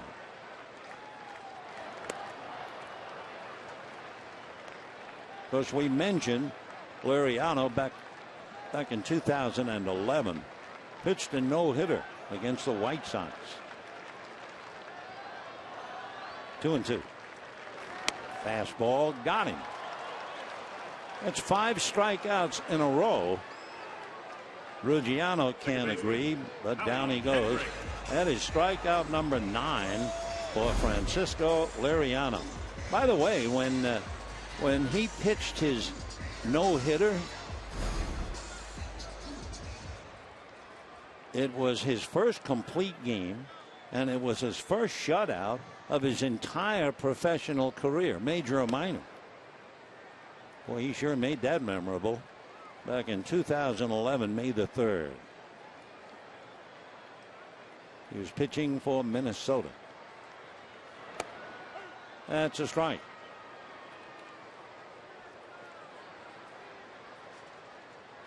Liriano has retired 15 in a row. He has struck out 9. 2-1.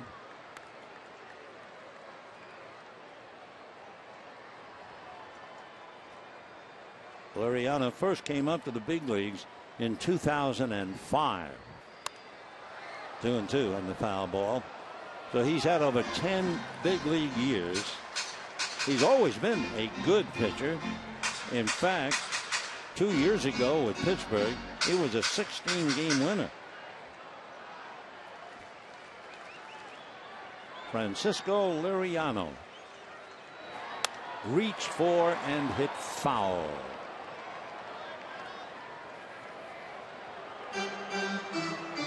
Two runs, 6 hits for Pittsburgh in the third inning. Singles by Mercer and Liriano, and a 2-out double by McCutchen. The Dodger run, 2 singles by Ruggiano and Kendrick, with a wild pitch in between. That's it. Liriano a little annoyed, talking to himself.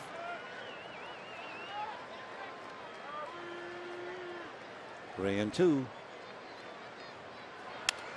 A hopper backhanded it short by Mercer. The throw gets him. 16 in a row retired by Francisco Liriano. And at the end of 6, Pirates 2, Dodgers 1.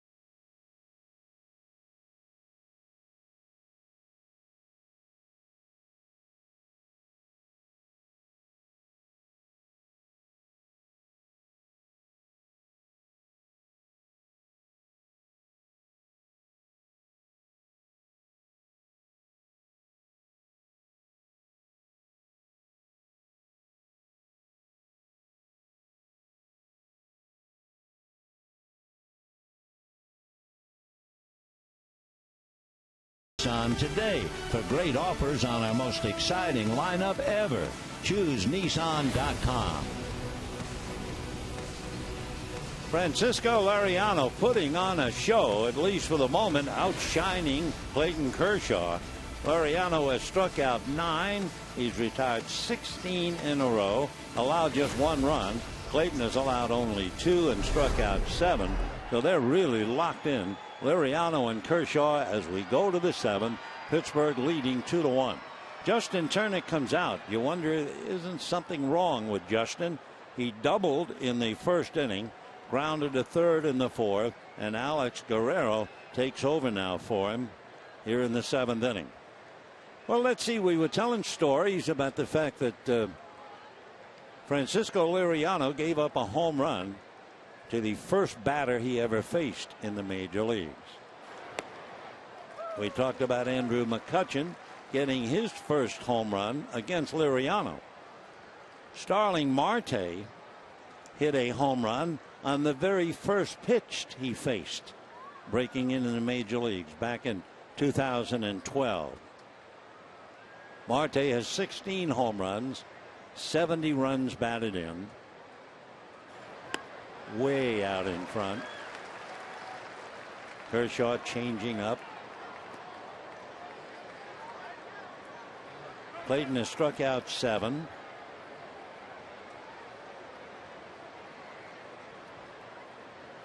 Oh and 2.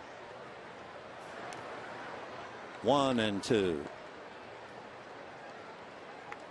Dodgers trying to win their 51st game at home. Interestingly enough, the Pirates have won 50 at home.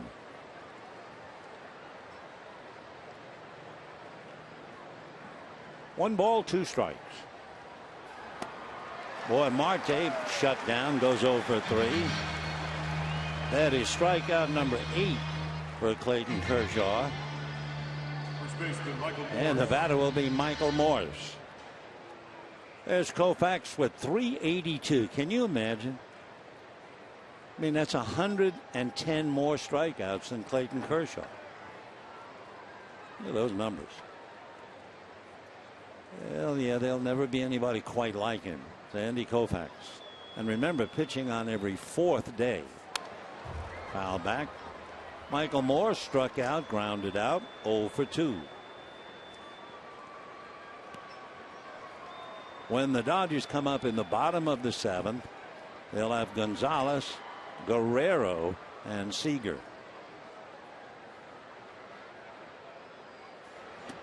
Way out in front of that off-speed pitch. 0 and 2.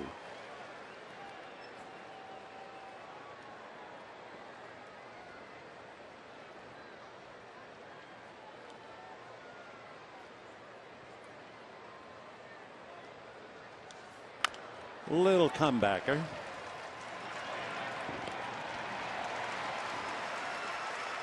Two down in the 7th inning. Cervelli, the catcher, coming up. Catcher Francisco Cervelli. If you can remember, Kershaw lost 3 in a row at the end of June. Since losing those 3 in a row in June, he has gone 9 and 0. An ERA of less than 1. Last year, where he had 9 no decisions, he also finished up the last month of the season 5 wins and no losses. 1-0. Another thing at stake right now is the fact that Kershaw has won his last 6 starts at Dodger Stadium, and his earned run average is less than a half a run, trying to keep pace with Zach Greinke. That's in there. 2-1. In the last month of Clayton Kershaw's career, he is 22 and 5. 3-1.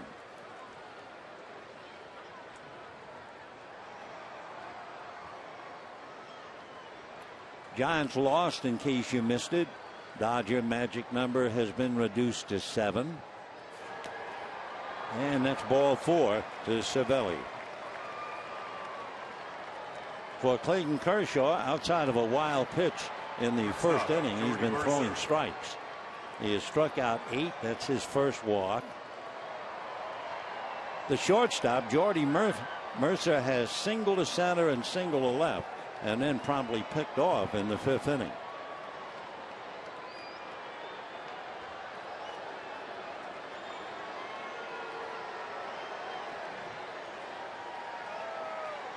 Two out in the 7th. Pirates lead 2-1. Fastball really took off. Ball 1. He hasn't done what he did in the first couple of innings, though. That's when Clayton was hitting 96 on the gun. At first base, Cervelli with 2 out. 2-1 Bucks, 7th inning.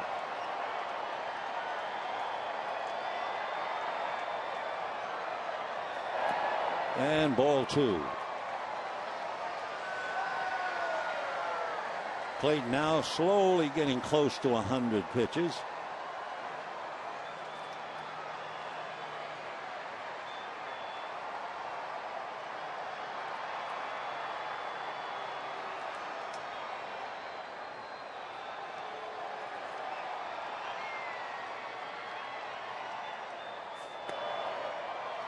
Pushing it a little and falls behind 3-0 with apparently a pretty good hitting pitcher. Francisco Liriano on deck. 1 for 2. 3-0 to Mercer. He has 2 home runs. And ball 4. So with 2 out here in the 7th inning and having made 96 pitches, Kershaw back-to-back walks to Cervelli and Mercer, and that'll bring up Nelson Liriano.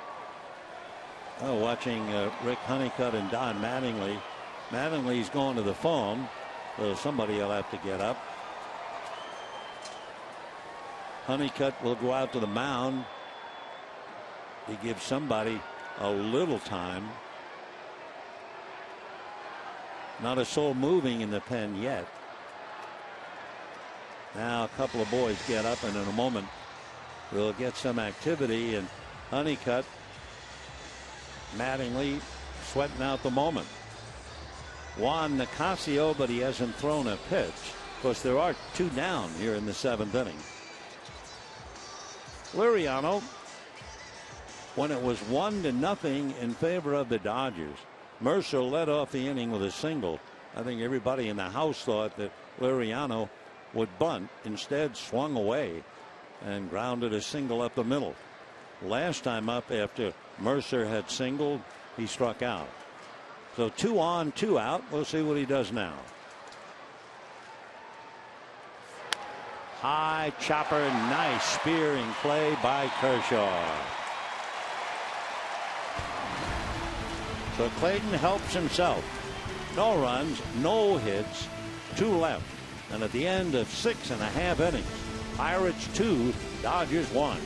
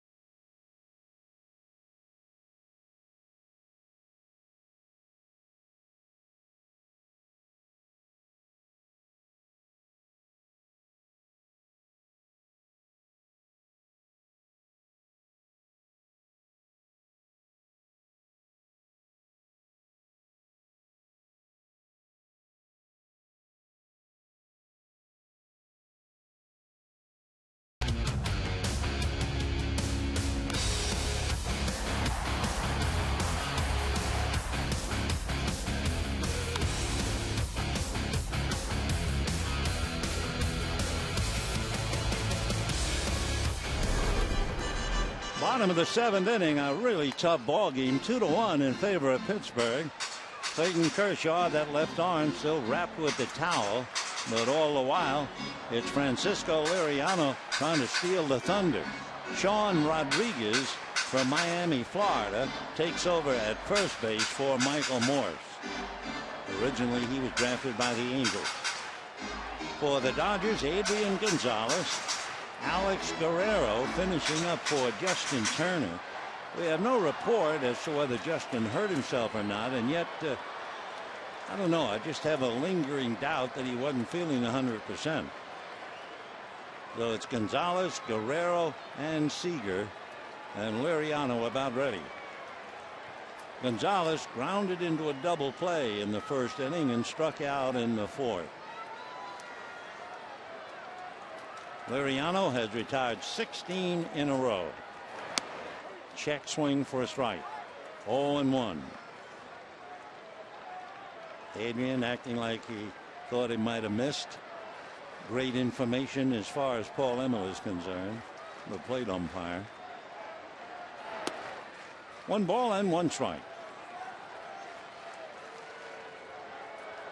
Francisco Liriano lives in Miami, from the Dominican.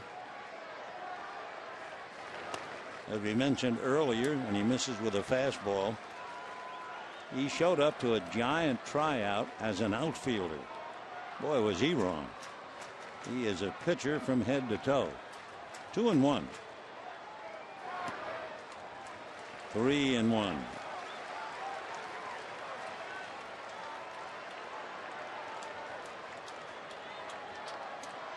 Waiting on deck, Alex Guerrero. And a strike. 3-2. Dodgers will get somebody up in the bullpen. Kershaw has made 97 pitches. Liriano has made 87, but Clayton is dressed ready to compete. And a base hit to left field. So for the Dodgers, that's the first man they've gotten aboard since Turner doubled in the 1st inning. After retiring 16 in a row, Dodgers now have themselves a tying run. Fastball away, and Gonzalez just went with it. Line drive single. Dodgers had 3 hits in the 1st inning. Nicasio and Hatcher get up in the Dodger bullpen. And here's Alex Guerrero.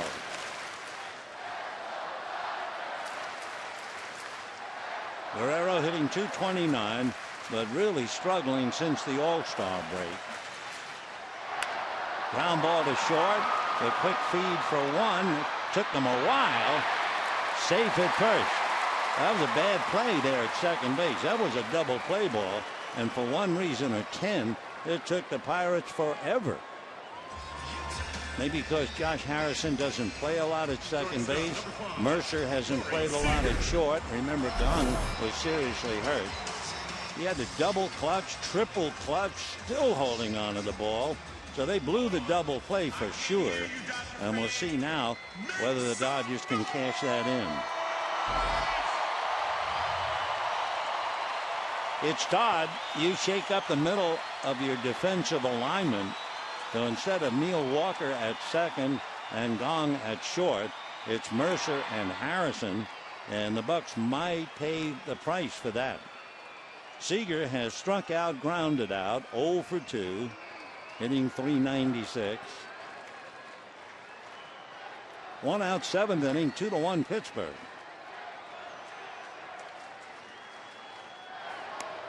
That's a strike. Garrett Hughes and Tony Watson. Tony, a left-hander. Both of them down in the bullpen for Pittsburgh. Meanwhile, Clint Hurdle pacing up and down anxiously. Way in on the knuckles. 2-1.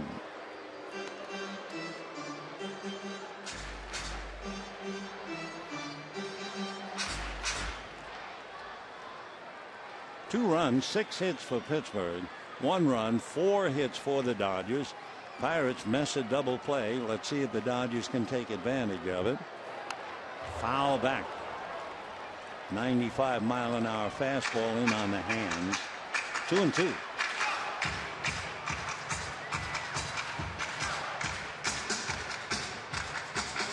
Dodgers got a run in the first. The Bucks got 2 in the third, and that's it. We're now in the bottom of the 7th. 1 out, 2-2 to Corey Seager. A.J. Ellis on deck. 3-2. Dodgers had turned a double in the first inning, and the offense was not heard from again until Gonzalez singled. Hughes and Watson. Watson, the left-hander, in the Pirate pen. 3-2. Runner not going on ball 4. For Liriano, who's been absolutely brilliant, 9 strikeouts. That's his first walk. And of course, missing that easy double play could very well wreck the Pirate plans. They'll send Cervelli, the catcher, out to the mound. Jordy Mercer, double grip, triple grip, and they lost the double play. Dodgers now trying to take advantage of it. First and second, 1 out. A.J. Ellis grounded to third and struck out. Remember, Liriano has struck out 9. Kershaw has struck out 8. So Clayton hoping his buddy can at least get him even here. Big chopper by the diving Ramirez and down the line. Here comes Guerrero to score. They're going to stop Seager. He tries to get back, and he's back. A.J. Ellis doubles down the left field line to get the Dodgers even. And of course, for the Bucks, they rue the moment that they missed the double play.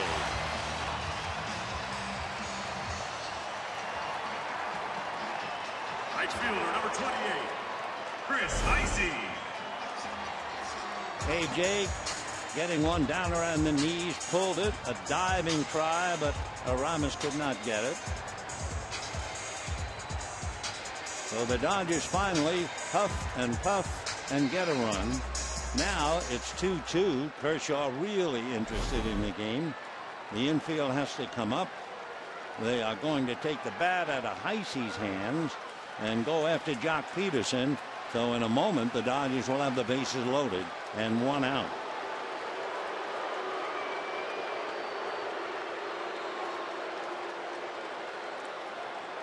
Here comes ball 2. So in the inning, Gonzalez singled. Guerrero playing for Turner. Something must have happened for Justin. And Guerrero hit a double play ball. Only Mercer couldn't get a grip on it. Tried to grip it, tried to double grip it, triple gripped it, threw way too late, and only got a force. So instead of 2 out and the base is empty, there was a runner aboard, and that runner Guerrero has scored to tie it up. Now the bases are loaded. Remember, it was 2 years ago today, A.J. Ellis had a big home run to beat Arizona 7-6 and give the Dodgers the Western Championship. Austin Barnes, right-hand batter, a backup catcher and second baseman, and Barnes is going to bat for Peterson.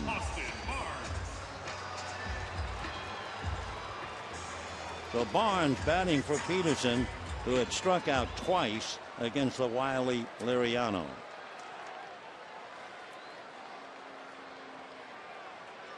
Now Ray Searage, who pitched for the Dodgers here back in '89 and '90. Ray heading for the mound.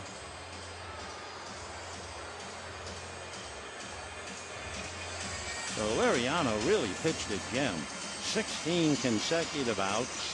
Struck out 9, did not walk anybody, and the defense has let him down. Meanwhile, Renicky talking to Ellis and Seager. 2-2, bottom of the 7th inning.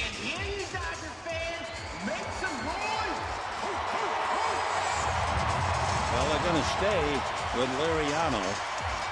Liriano had made 82 pitches coming into this inning, and he is now made 18 pitches to give him 100.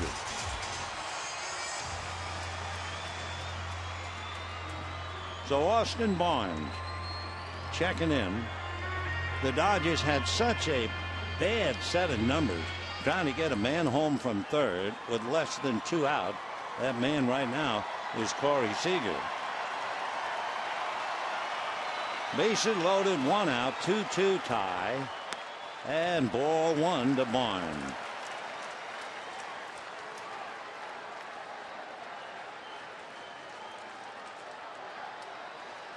Seager at third, Ellis at second, Heisey at first, 1 out. 1-1. Austin Barnes, a very talented young ball player. He can do a good job at second base. In fact, he started recently against Colorado playing second base. And he had 1 hit. He had a double, scored a run. And ground ball up the middle. There's the feed for 1. They're going to turn it 4-2.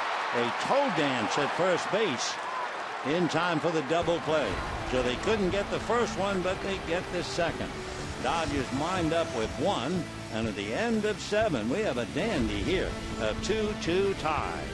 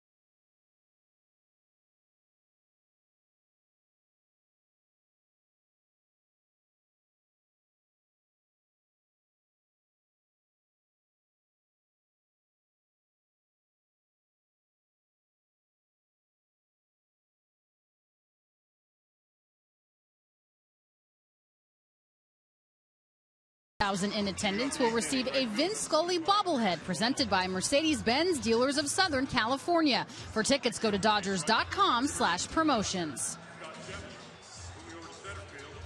Scott Schebler takes over in right field for Chris Heisey, but hanging over the Dodgers is that black cloud of futility.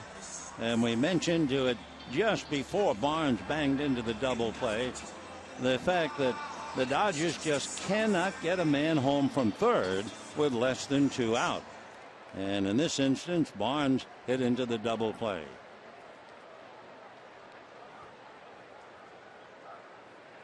Two-two in the 8th inning.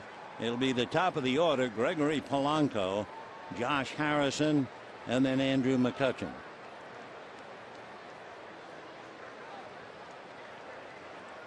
Two runs, 6 hits for the Bucks. 2 runs, 5 hits for the Dodgers.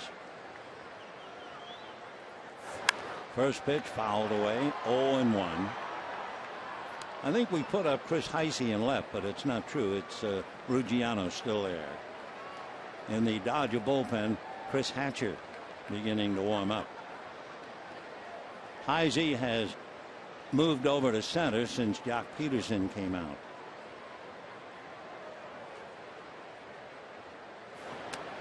One ball and 1 strike. So the Dodger outfield is Ruggiano in left, Heisey in center, and Schebler in right.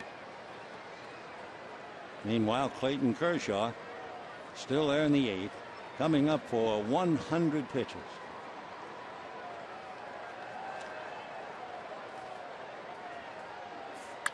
Line drive down the left field line, base hit. Daddy Longlegs on his way into second base easily with a double. Makes a turn and holds on. So for Polanco, who was 0 for 4 last night, he was 0 for 7 and had struck out 3 times. Now in a tied up game in the 8th, he promptly lines one for a double.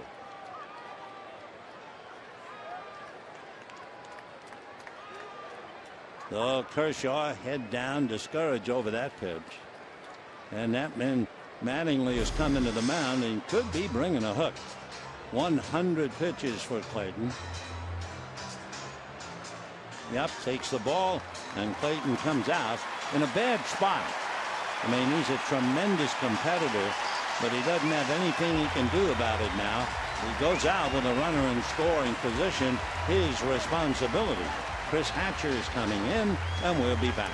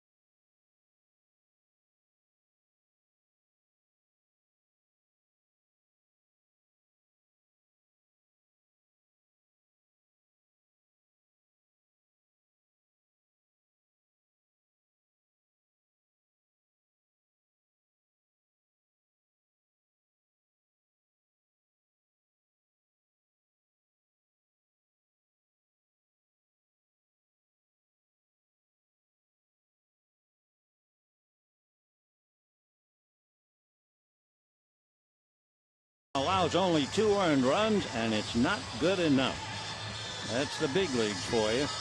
Clayton goes 7+, goes out with a runner at second, his responsibility after 100 pitches, and the game is now in the hands of Chris Hatcher. Hatcher has fulfilled a setup man and a closer. Now he's trying to escape a tough spot. Polanco at second. Neil Walker, the left-hand hitting second baseman.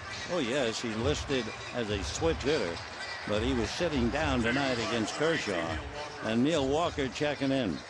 Last night, Walker had an infield single and a home run. 2 for 4, hitting .271. 14 home runs, 62 runs batted in. Trying to get Polanco home from second. 2-2, 8th inning.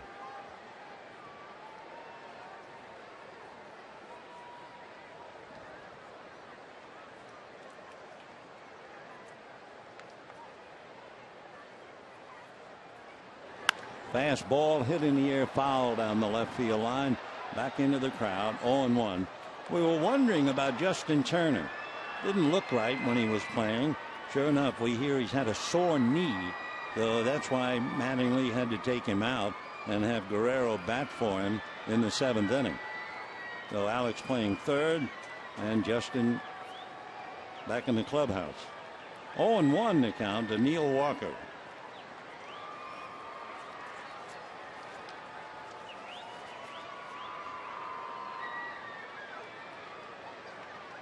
Walker's been red hot of late. 6 for 10 in his last couple of games.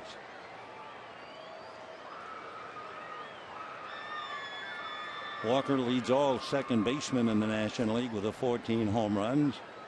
He also has 46 extra base hits. So Hatcher has his hands full.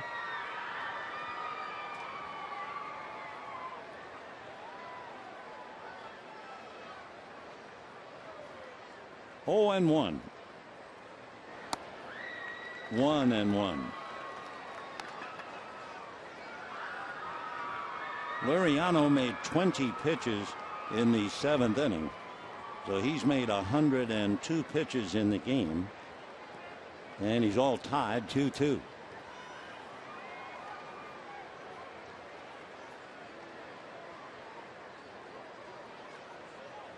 One ball and one strike to Walker.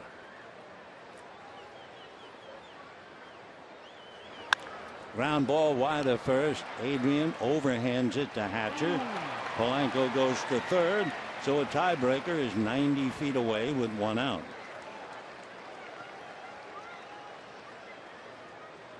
Now Andrew McCutchen. Watch the play. That ball barely stayed in the glove, but Hatcher held on to it.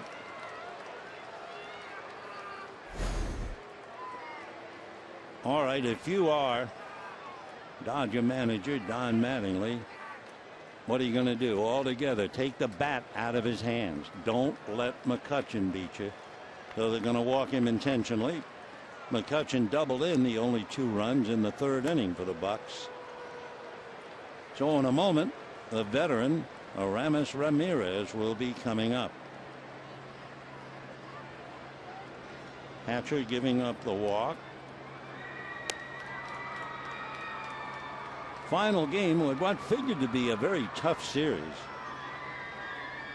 Garrett Cole will be on the mound tomorrow for the Bucks. Mike Bolsinger for the Dodgers. There's ball 3. One more coming up.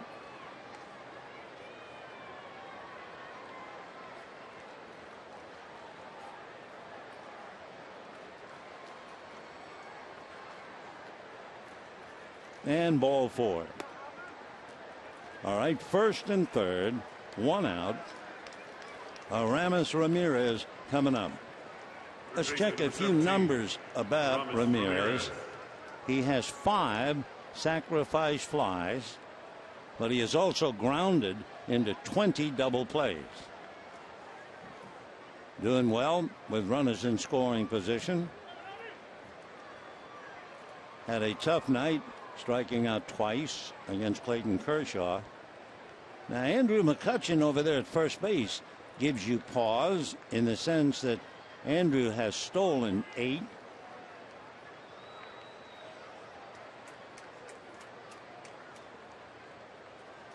First and 3rd, 1 out, 8th inning, 2-2.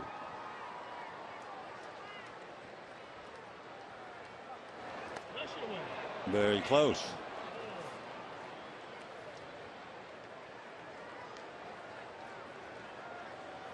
We misread. McCutchen has actually stolen 9. Polanco, the tiebreaker at 3rd. So Hatcher is very busy.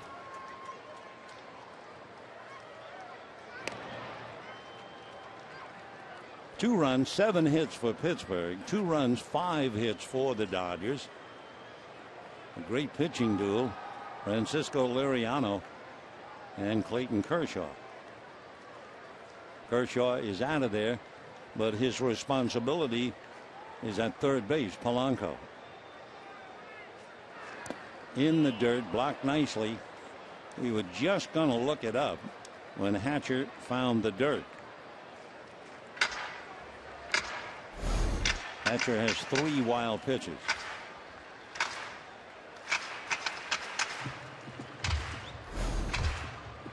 A.J. Ellis, a nice save. Otherwise, that's a run. J.P. Howell gets up in the Dodger bullpen.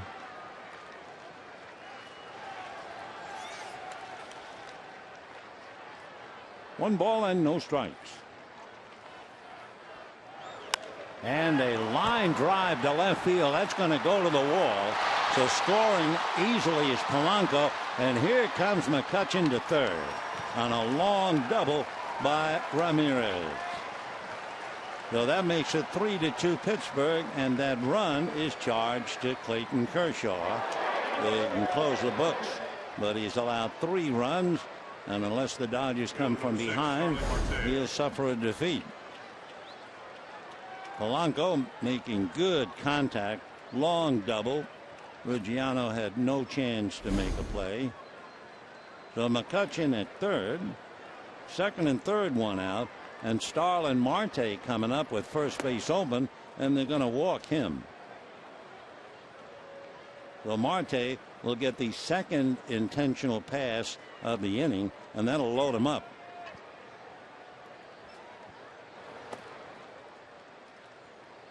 So Hatcher has given up 2 walks intentionally granted plus the line drive double. Sean Rodriguez is out on deck. Rodriguez, remember, took over at first base for Michael Morse.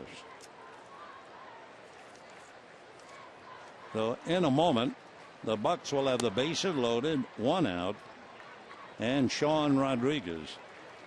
Rodriguez this month has done well.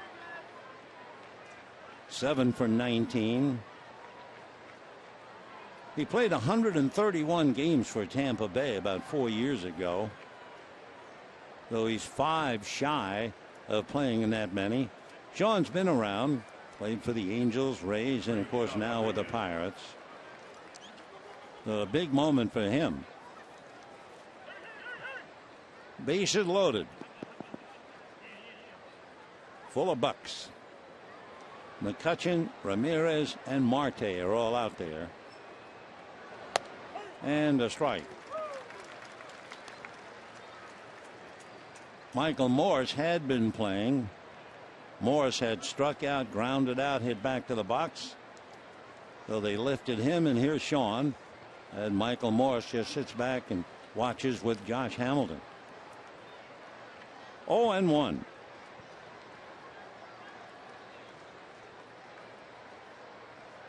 Sean from Miami.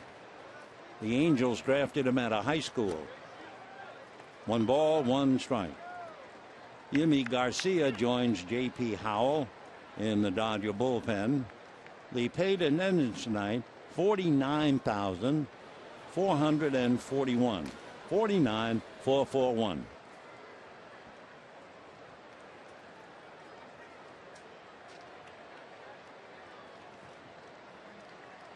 Rodriguez, 30 years old, signed with the Angels back in 2003. 1-2. Last year when he played with the Rays, he had 12 home runs. Meanwhile, Clayton Kershaw sitting quietly alongside of Scott Van Slyke. Bases loaded, 1 out, 3-2 Pittsburgh, trying to snap a 4-game losing streak.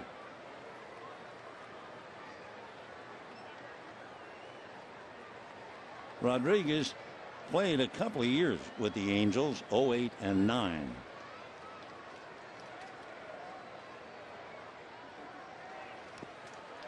Two and 2.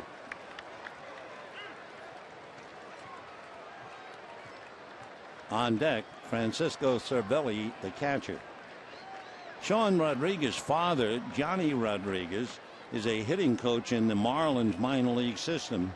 His brother was in the Expos system. He's born to play this game.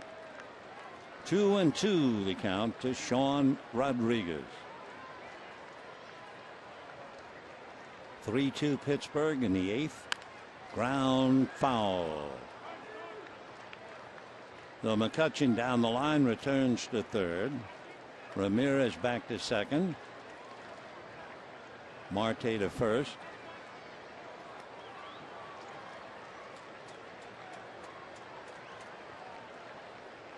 Meanwhile, Liriano deep in thought. He's leading in the game. Liriano is 3-0 lifetime against the Dodgers. Kershaw 2-1 lifetime against Pittsburgh. 2-2.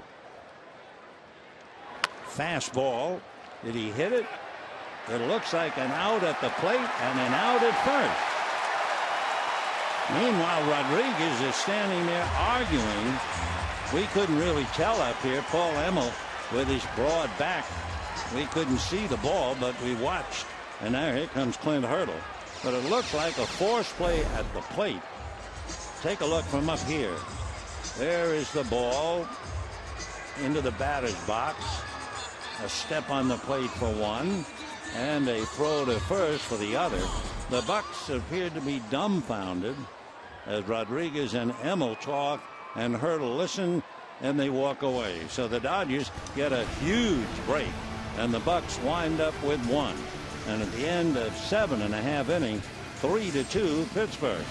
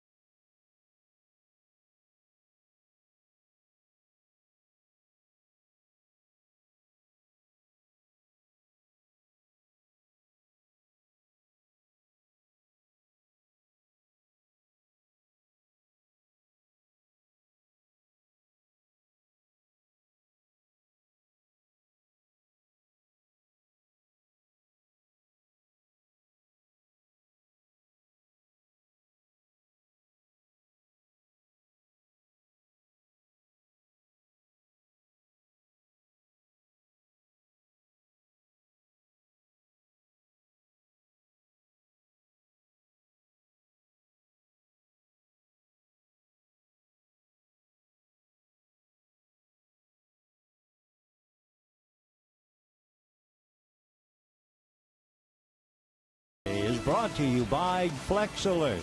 This summer, the power is in your hands. FlexAlert.org.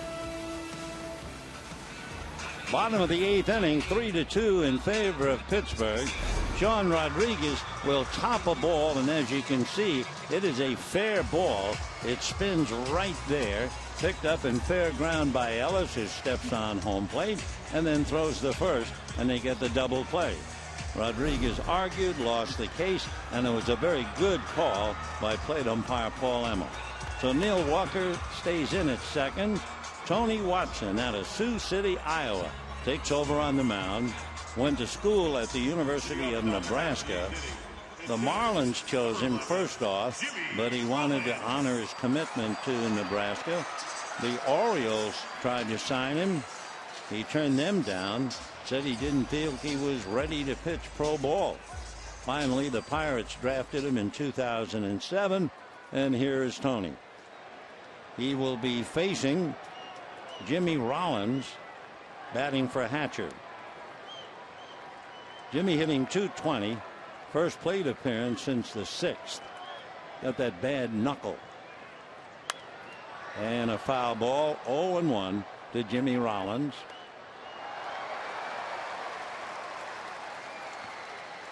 Rollins trying to get something started. 3-2 Pittsburgh, bottom of the 8th.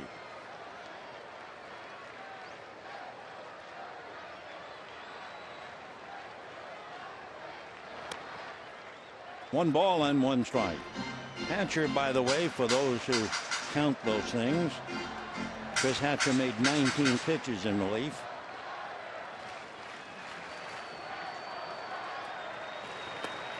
And ball 2. Watson is 6'4" as Hatcher looks on. He's 215 pounds, 30 years old, lives in Grimes, Iowa.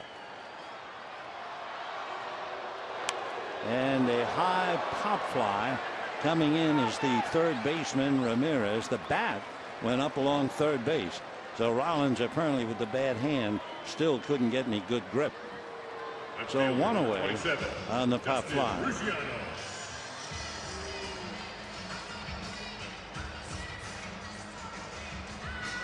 One out in the 8th.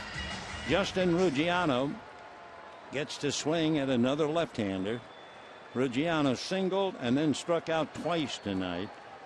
1 for 3. 3 runs, 8 hits for Pittsburgh. 2 runs, 5 hits for the Dodgers. We're in the bottom of the 8th. Fastball misses. Ball 1. 1-0. Ruggiano will be looking at a fastball, slider, and a change. 1 ball and no strikes. Good fastball, 1-1. Watson had some arm trouble a long time ago. He had surgery, torn labrum, back in 2003. He had elbow tendonitis in 2009. That's going to be hit down the right field line on his horses. Polanco, and makes the catch. Oh, what a play by Gregory Polanco. A marvelous play, and what a time to do it. Wonderful play by Gregory Polanco. Daddy Longlegs reaching up to make the play. He might have looked like a sick giraffe, said the scout who first saw him, but he's become certainly a smooth, healthy gazelle, and he was a gazelle on that play. Wow. Hurt himself a little bit, but that went away when he realized he held on to the ball. That's a strike. So a big play, robbing Ruggiano of his second hit. Howie Kendrick returning to the lineup is 1 for 3. 0-2 the count. In the Dodger bullpen, Kenley Jansen and Yimi Garcia. I would assume if the Dodgers fail to tie it up, they'll go to Garcia. If they tie or get ahead, they bring in Kenley. We'll see.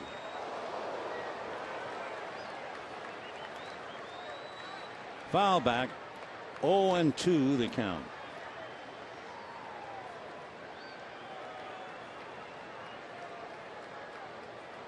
Kendrick single to right to score Ruggiano in the first inning. Grounded to third and grounded to short. 0-2. Foul ball. Interesting too to look back in the first inning. When Kendrick hit the ball into the right field corner, normally I think Howie goes for 2. Just coming back, having been really tied up with the hamstring, conservatively he stopped at first. The difference? Gonzalez then followed and hit into a double play. Ground ball, staggered, but staying with it is Sean Rodriguez, and that's the inning. And for the left-hander Tony Watson, he sure can thank Gregory Polanco for making a great play. And at the end of 8, it's 3-2 Pittsburgh.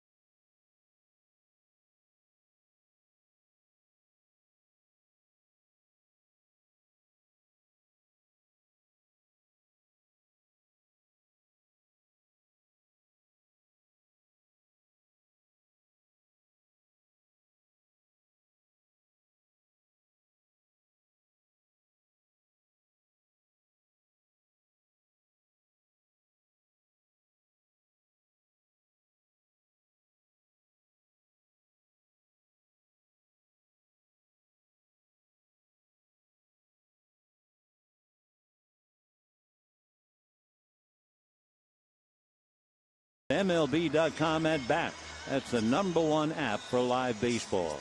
Enjoy live look-ins, highlights, replay reviews, scores, StatCast, live radio broadcasts, and so much more. So get MLB.com at bat now. Dodgers down 3-2. It figured Yimi Garcia comes in. And for the Bucks, it'll be the bottom of the lineup. Cervelli, the catcher, Mercer, the shortstop, and then Watson, the pitcher. Watson made 12 pitches, and Liriano is still in line for a win, and Clayton Kershaw a loss. Remember, in Clayton's last 13 starts, he's 9-0, and his earned run average was less than 1 over that stretch. So Garcia will face the bottom 3 of the Pirate lineup.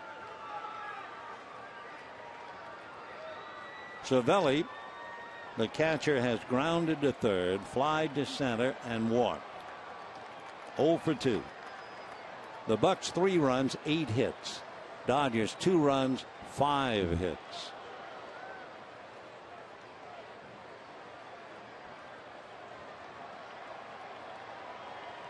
Guerrero guarding the line at third. And Cervelli takes a strike. 0-1. Yimi Garcia with a record of 3-3. He's in his 53rd game.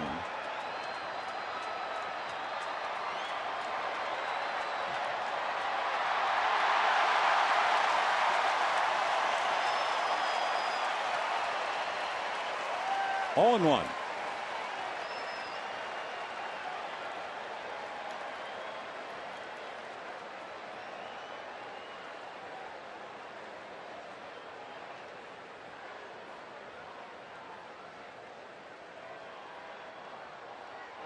Breaking ball in for a strike.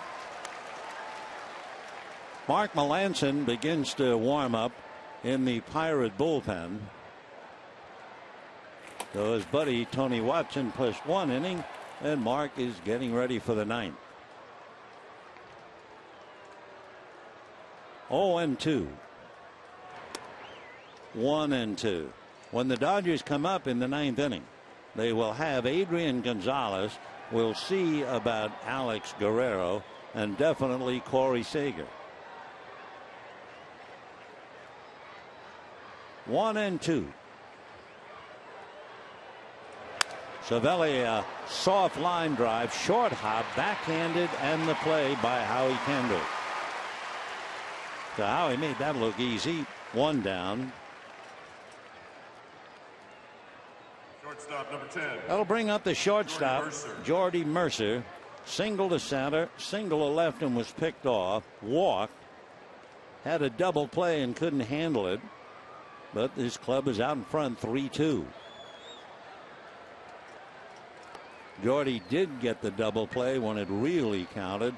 That was a ball hit by Austin Barnes in the 7th inning. Pedro Alvarez, big left-hand hitting first baseman, is out on deck to bat for Watson. Change up in for a strike. 0-1. Alvarez last night went 0 for 4, hit 1 line drive to right field for an out.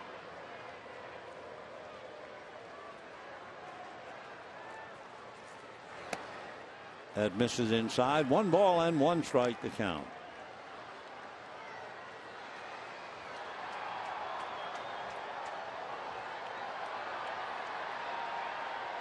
Pirates trying to snap a 4-game losing streak. They had a 5-game streak back in May.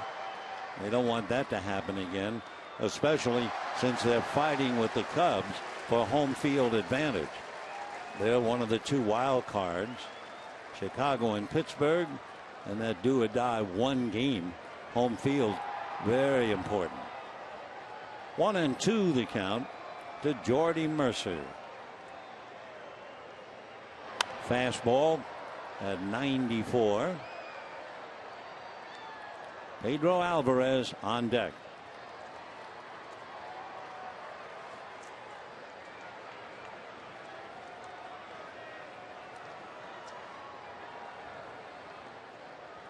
Mercer from that little town in Oklahoma. Imagine it must be coming from a town, 299 people, and be traveling to all these big league cities. Well, there's a team gathering behind the mound, and it is going to be Seager, I believe. No, it was okay, Guerrero. Boy, that was dangerous. I tell you who should have done something. Garcia.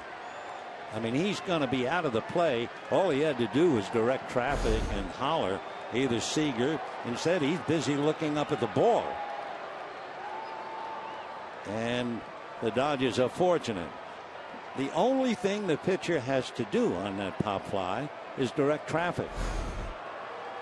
Though Guerrero makes the play much tougher than it should have been. And with Alvarez coming up, left-hand batter, and J.P. Howell in the pen, it looks like that Mattingly will make the move. Up there going to the bullpen. The gate is open. J.P. will be coming in. Garcia goes out, and we'll be right back.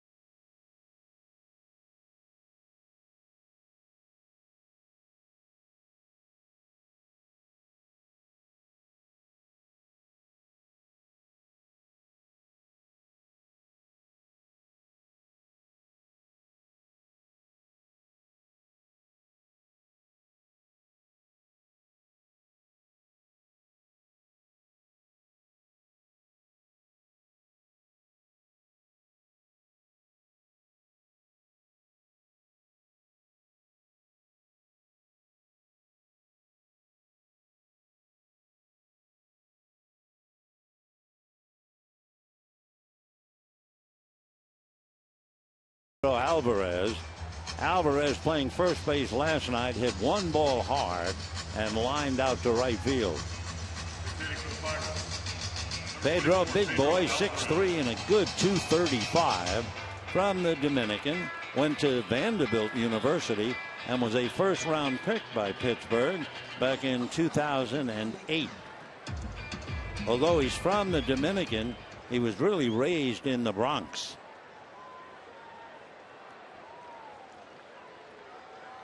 So JP ready to work with 2 out, top of the ninth, 3-2 Pittsburgh. Yimi Garcia made 9 pitches and surrenders the ball. And a little roller.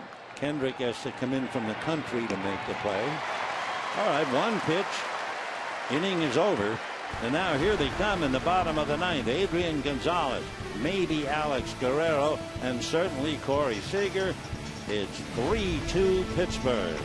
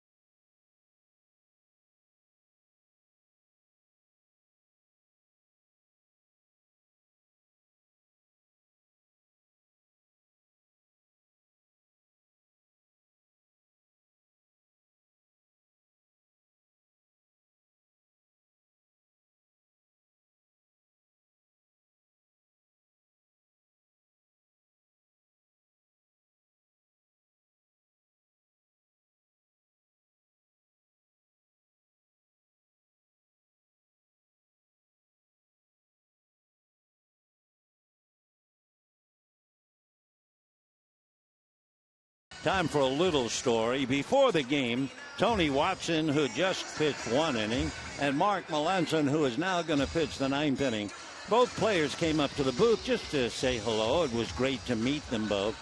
And, you know, you're always trying to come up with notes about the players. So I had never met either one before. And when Melanson came in, I said, "Oh, great. How was your ankle?" And he looked at me and I said, "You know, the one you sprained when you went high skydiving." Well, it shocked him, but he was a freshman at school and went skydiving and hurt his ankle. Anyway, we had a couple of minutes to talk to both Tony and Mark, 2 very nice fellas. And now here they are back to back in a very tough game with the Pirates leading 3-2. Mark is from Wheat Ridge, Colorado, lives in Golden, Colorado, but he opted to go to the University of Arizona. He was a 9th-round pick by the Yankees, and he has been fantastic for Pittsburgh. Give you some of his numbers as Adrian Gonzalez comes up. Melanson with runners in scoring position and 2 out. The opposition is 0 for 22. On a 1-2 count, the opposition is 1 for 37. On a 3-2 count, the opposition is 124. Left-hand batters are hitting 140 against him, and he has saved 46 of 48. Well, he's going to see 2 very talented left-handers right now. First Adrian Gonzalez, and then Andre Ethier.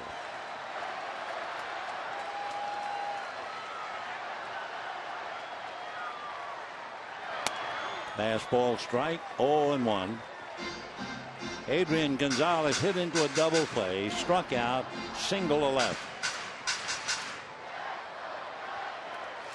Adrian hitting .280, 27 home runs, 86 runs batted in. Off speed, little dribbler, nice sliding pickup from Mark, and just like that, 1 away. Alex Guerrero is due up. He will not come up. It will be Andre Ethier batting for Guerrero. In Turner's spot, Justin had to leave with a sore knee.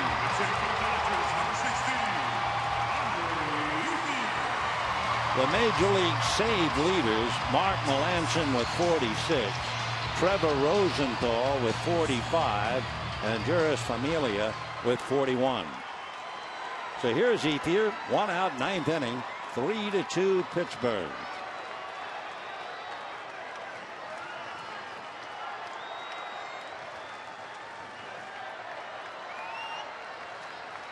Melanson is 6'2", good 215-pounder. Ground ball, jam job. Walker will throw him out. So Melanson comes in and immediately gets 2 quick outs here in the 9th inning. And the batter will be Corey Seager. Giants lost. The magic number is 7. Dodgers were hoping to reduce it to 6. Seager tonight struck out, grounded out, and walked. Melanson was originally drafted by the Yankees. Carl Crawford comes out on deck.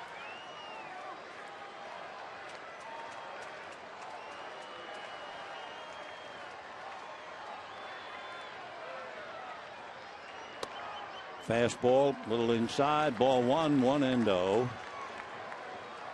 Melanson in high school won letters in baseball, basketball, and football. Oh, he's a good athlete. Drops that in there. 1 ball and 1 strike. Not only did Melanson be a good athlete, he was also a member of the National Honor Society. 1-1.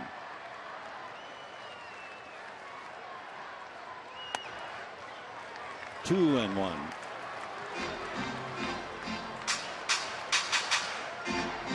The scoreboard shows 1 and 2, and unless we missed that arm swing of Paul Emmel. Now the scoreboard corrects it to 2 and 1. Fisted foul, 2 and 2. when Mark Melancon was with the Yankees, Mariano Rivera was so surprised and impressed because Melancon wanted to know everything as humanly possible about being a reliever. Rivera said he's a bright young man. 2-2. Check swing. They're going to look. No swing. 3-2 to Corey Seager. Take another look. Just did hold it back. All right, 3-2 with 2 down. On deck, Carl Crawford to bat for A.J. Ellis.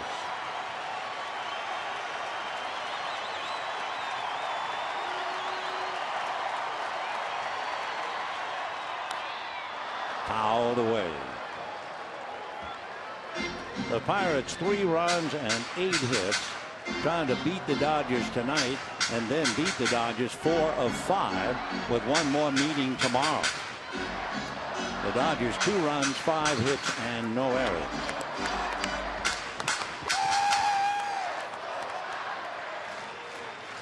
Mark Melancon. It's been Liriano, Watson and Melancon, with Liriano to win his 11th. 3-2. And fisted another little ground ball. Up with it there is Mercer to get him. So Melancon made it look easy. Wow. 3 jam jobs on Gonzalez, Ethier, and Seager. And the Dodgers tiptoed through the 9th. Melancon made only 10 pitches. And for Nelson Liriano, he, with the victory tonight, is 4-0 in his career against the Dodgers. Kershaw is 14-7, 0-1 against Pittsburgh, 2-2 lifetime. Player of the game, Francisco Liriano, of course. And for the Dodgers, they could kick themselves for leaving another runner at third base. It was in the 7th inning, and Austin Barnes came up as a pinch hitter and grounded into an inning-ending double play. So tomorrow, it'll be Jared Cole for Pittsburgh, Mike Bollinger for the Dodgers. Till then, from all of us to all of you, a very pleasant good evening, everybody.